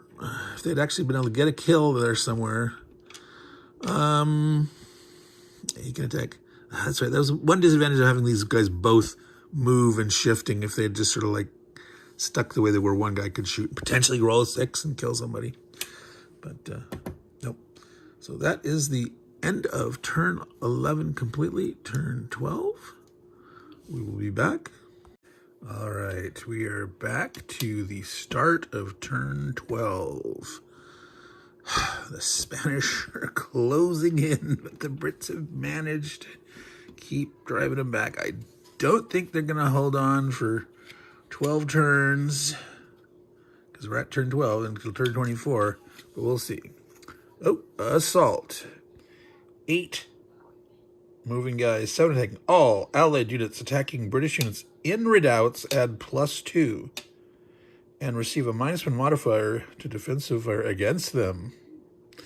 All right, so this is it. This is the big assault. Remember that card? The first time around, weren't able to use it because they weren't close enough. So 8 units moving. So they're left in the redoubts. This guy here, but they're going to get in there. So this guy's going to be just totally blown away and like auto killed.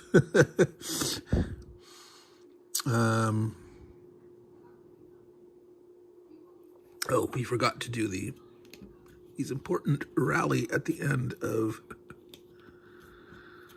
the British turn.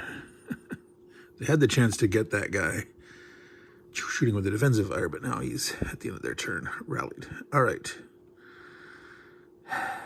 So let's figure out the movement. All right. So the French guy moved from here to here.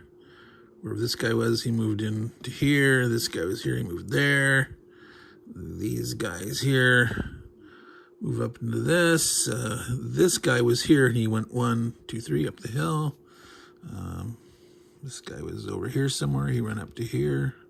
I believe this guy came up here. He was here. So that's 8 moves. Defensive fire. Now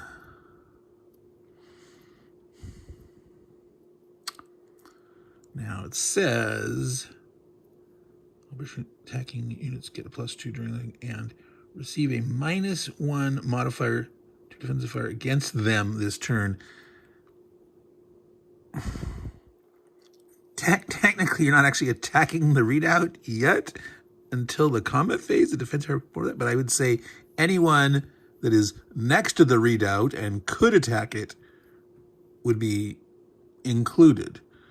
Now, one could maybe say, well, this guy here, because while I plan on attacking the readout, you could say, well, maybe this guy from the outside shooting doesn't get the -1. I don't know. That's a little open to debate there, but let's see what the guys want to do. So here, this guy's in danger of being surrounded. They're all 7s. I mean, he is surrounded. Can he survive it is the question. You might as well shoot here. He's going to have to roll a 6, though, because with that -1, he is...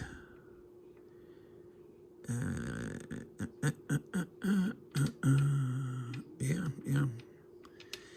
No, gotta try. Okay, so adding 2, but subtracting 1. So I need a 6 to hit a 7. Attacking with these 7 guys has just been tremendously important. He rolled a 5. He missed by 1 because of that bonus of that card. This guy here is going to try. Nope, missed. They're just toast. Yeah. Wow.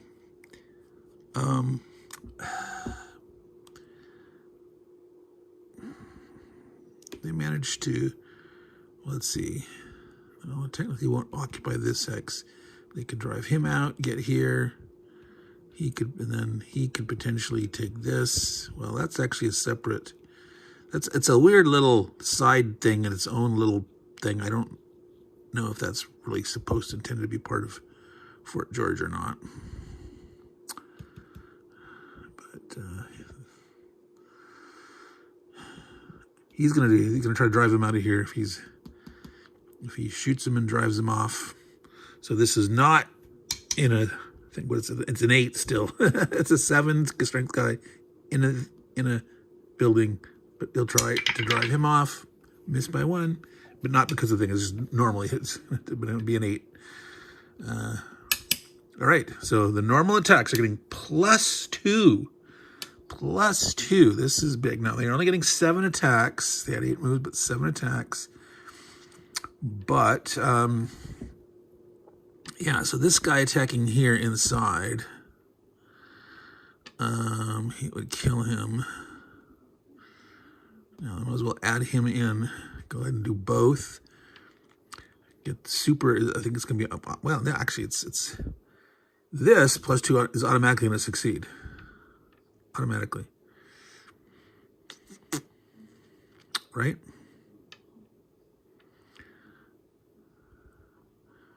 Two.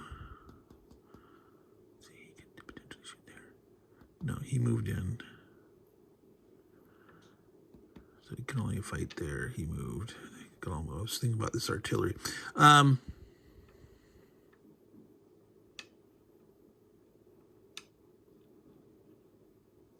Yeah, technically, they've held it, they occupy, they control it. So yeah, he'll do it. So 2,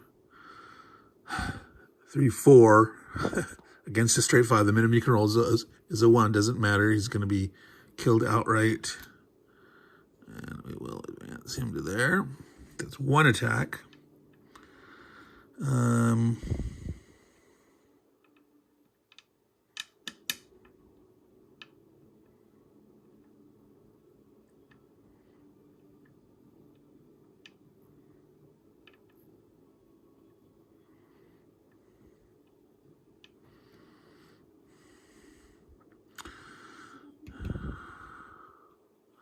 This guy is going to attack here with support of the mortar. So 3, 4, 5, 6 for the bonus against a 7. It's going to automatically succeed. No, technically, he only moves 1, but he can move retreat 2. He could survive, but they could kill it outright. So, no, you don't retreat. So trying to kill it outright is important. So 3, 4, 5, 6 against a 7. The roll to 3 is 9, is enough. The 1 or the 2 would have just distorted it. So it's an outright kill. He will advance. Now, technically, this fort's not completely captured. They haven't been in there since the enemy has. So 1, 2,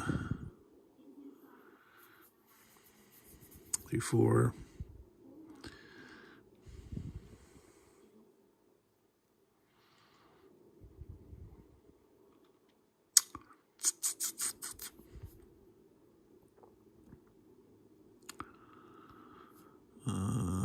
Let's see, this guy here, with the help of him, 1, 2, 3, 4, 5 against an 8.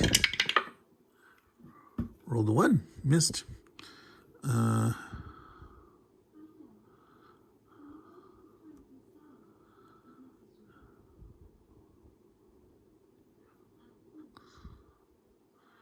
This guy by himself. Actually, drive him away here now. He's not gonna be able to advance either case.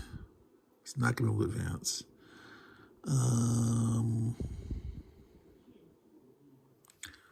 This guy was already here. He could shoot at range, but other can shoot artillery.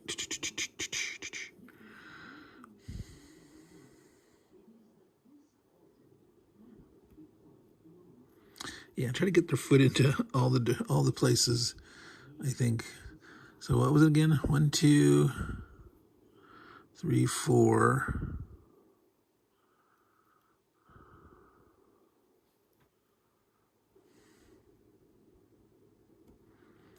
So you can do 2 on one, 1 on the other. The question is, do they also want to try to drive him away?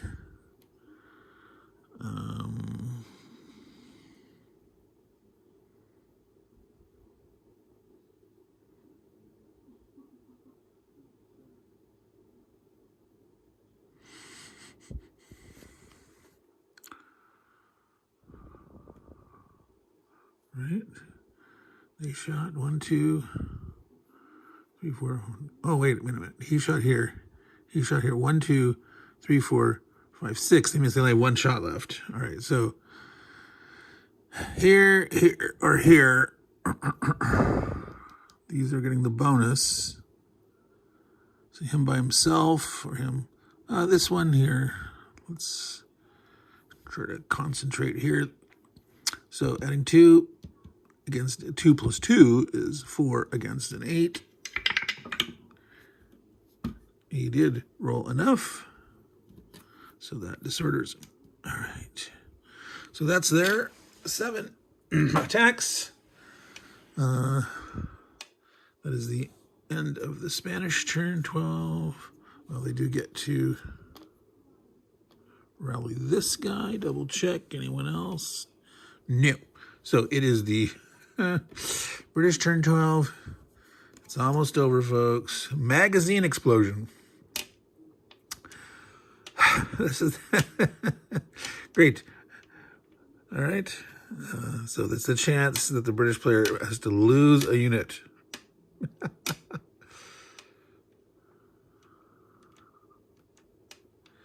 Now, wait a minute. This is where Battle 1, 2, or 3. The British player must remove 1 British unit from one of the 2 redoubts. There's more than 2 redoubts.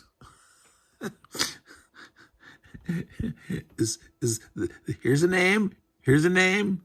Well, okay, they're calling this really okay. You know, all right. So that's what they're doing. They're saying these lines. This is a redoubt, Queen Anne's redoubt, and Prince of Wales redoubt. This isn't a redoubt. This is Fort George. Well, it's the same bloody thing. But for that purpose, forts and redoubts are the same. And then again, like, well, what's this? Is that a redoubt or not? It should be. It's the same squares. Or is that part of Fort George? Well, anyway. Okay, 1, 2, or 3. Does this...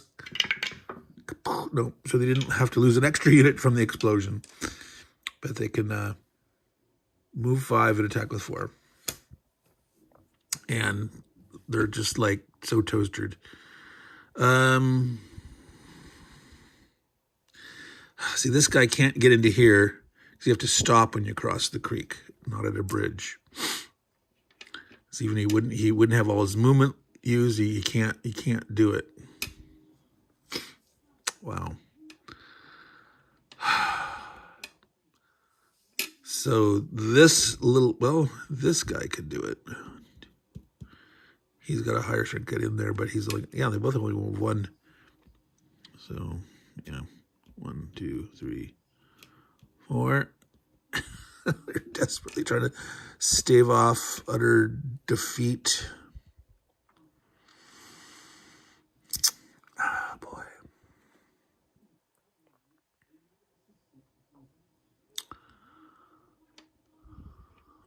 Wow, there's really nothing much they can do. Yeah, it's so hard to hit. Well, this guy's in trouble. So how many there? 5. This guy can come over here. They can try to team up. No, but they're not going to be able to advance. They can drive him out, but they can't advance in there. They can't, because they'd both be in these guys' zones. So that's kind of, man, does that really make sense to go there?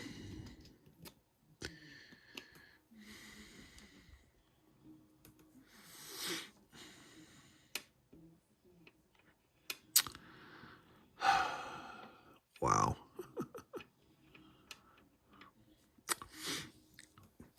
I'm going to do this. Sort of pin these guys here. 1, 2, 3. Because going downhill, it doesn't cause anything. Just get next to these guys, pin these guys here. And then he is gonna come across. Back to here and have to stop. You want to be here, you want to here, come this way. They're desperately trying out. This is gonna fall though, too. Well, because they have no one to rescue it. Well, he can shoot there, he can. Oh, he's gonna have to hold that by himself. This is ugly. Wow.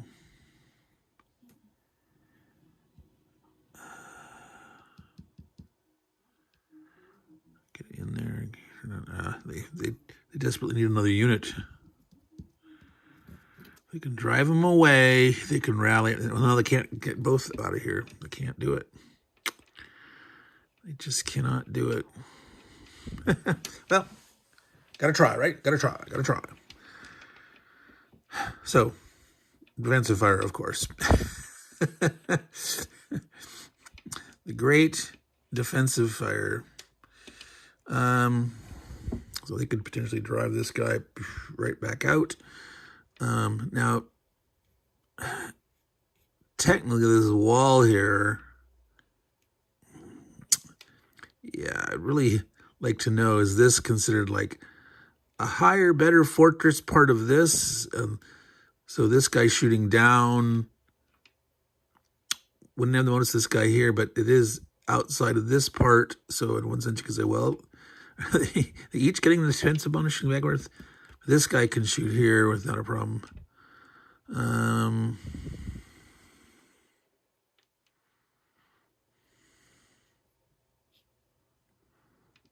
Yeah. So he'll do that. He will shoot here. That's definitely inside the fort. So adding 2 against a 6. 7. This guy has to retreat. Again, he should have a 6 on the back, not a 5. Okay, and I said, yeah, no advancing from defensive fire.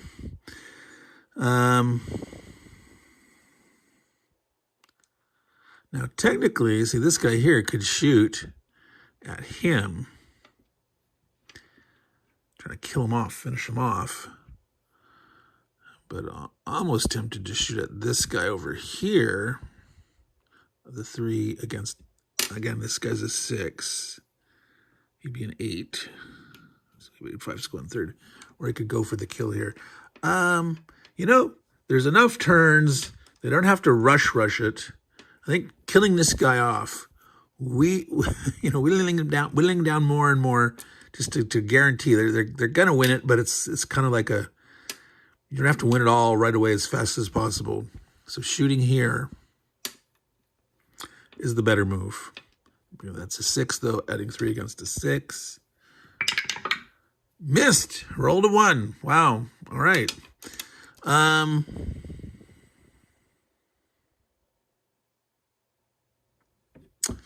Well, they should take their pot shot against this guy here because he won't be able to retreat. Because, yeah, there's a zone here. He can't go through this way, and this is full.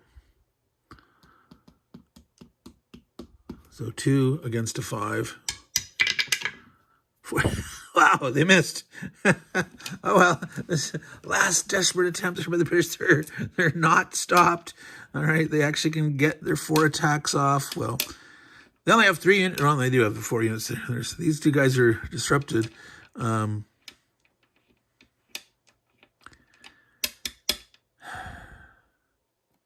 definitely this is one shot that they're trying to do here.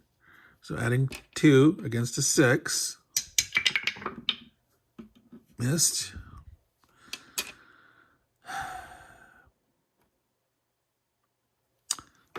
This guy moved. He's just, yeah, he can't hit. He can hit this guy 7, 6. No, he can't. You're only 6. You go up to 7. No, that's actually 7, right? That's a 7. So adding 1. If he rolls a 6, he didn't. He rolled a 4. All right, that guy moved. This guy here. Actually, he moved too. He could. No, he closed. He was cold salting. So 2 against this guy. He got the hit. The guy retreats.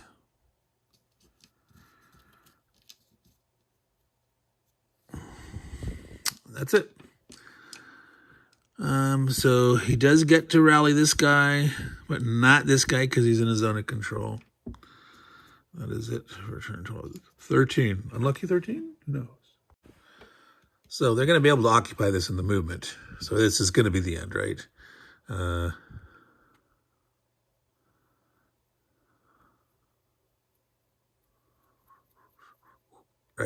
Right. They got this. It's going to end. But as long as they can move. They got a free rally at the start of the Spanish player's turn. 8 move, 7s. So this, well, yeah, this guy can rally. But yeah, so they can fully occupy this. Even if you say, well, do you actually physically have to occupy them all? Well, they can occupy them all.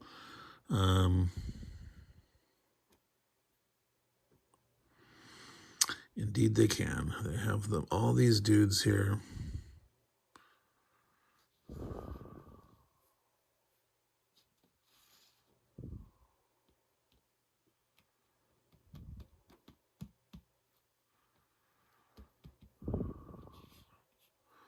Well, what if they needed this one out? What if that was part of Fort George? Let's do the worst. Say, assume that they have to actually get them all. All right, so 1, 2, 3, 4. I'm gonna move this guy up. Just like if you were continuing to fight, what would you do?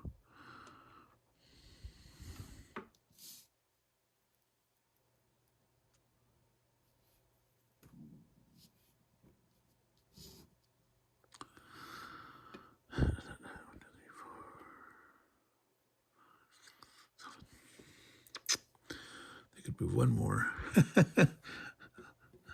Let's bring on a militia on. We haven't moved those.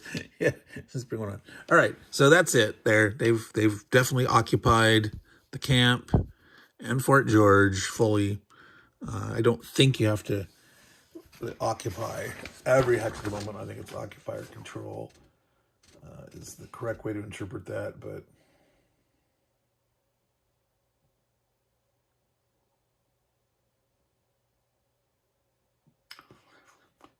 They do say occupy and control hex. Well, let's see. That's if you're occupying the hex, you control it. Sounds like it says it should say occupy or control. If you control normally, if you've moved in, you're in it now, and the enemy hasn't been in there, you still control it.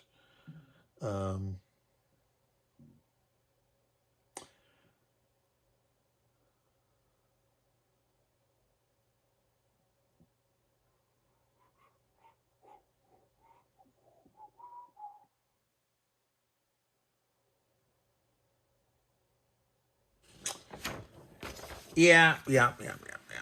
Anyway, they definitely have got it. They've got that occupied. So that, my folks, was the Battle of Pensacola, the Siege of Pensacola, the battle portion of it. Again, it's a somewhat abstracted version of the events, and I think it works relatively well. It'd be interesting to see what the nature of this would be, to how that you'd actually, when the Spanish road gets completed, and would they normally have to have, controlled this area first and then the road could be built or something. They hadn't moved all the way up, but again, you could assume, well, they had snuck up in the nighttime or something, or I don't know. But that's fine. I'm okay with that abstraction. The card play in this one, I think, was really tight. I think it was really, and they say in the rules that the play of the cards can really swing the balance of this game. Last sentence of the background and design notes: card play is a significant factor in the game. The player should be ready to take opportunities which arise whenever possible. And yeah, I think this game, of all the ones that I've played so far, of this Stephen Kling's historical game company system, which to my knowledge, all except two of his games two of his games are like a custom dice game. One's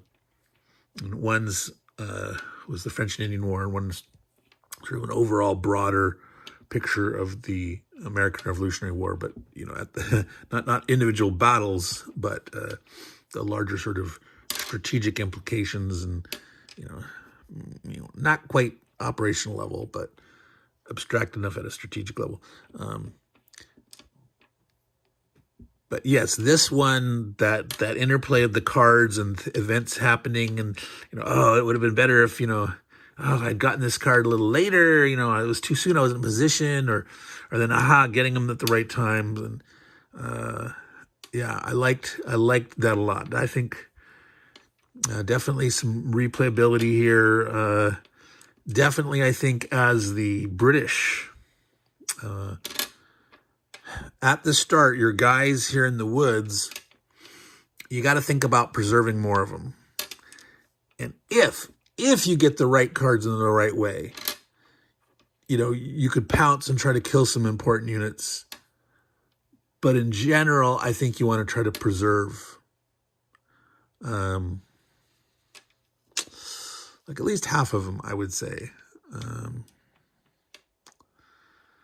Depending on, if the Spanish player makes a mistake, if he's, let's say, he brings on, like, say, artillery too early, they're fragile, they're weak, or they got that lower defense, except for the heavy, they're all 5 defenses. And there's a real fragility in this game when you only got a 5 versus, the Spanish and French have a lot of 7 defense units, and figuring out how to use those in the right place, the right time, are pretty critical. So, yeah, that's sort of my little after action review tacked on at the end of this here. This has been kind of a long playthrough, partly because I've stretched it out over a number of days, but we are done here. And this was my last in this series of the American Revolutionary War in the Western frontier, the Mississippi and Florida. There are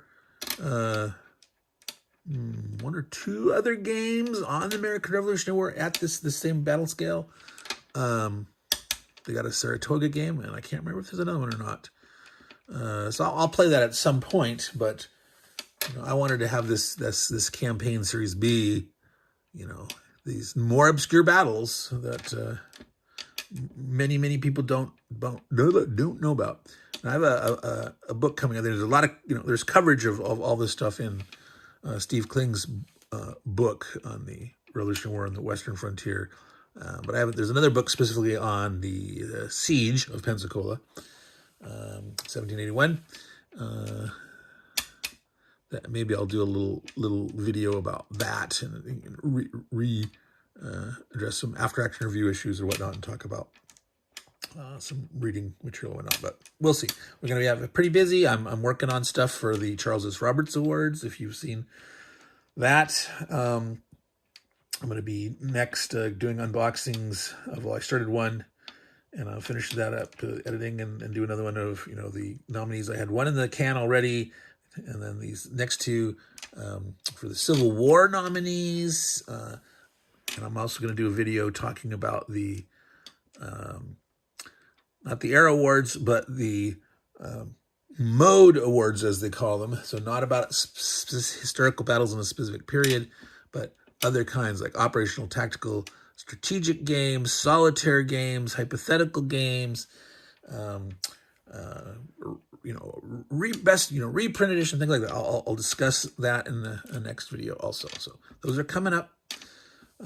So if you guys have made it to the end of this one, again, you're real troopers. Thank you for being a participant with the channel. If you haven't subscribed already, please do so. Like the video, all those cool things. Helps out. I'm nowhere near monetization or anything like that, but if I do reach that, much appreciated. I would use it for like getting some equipment,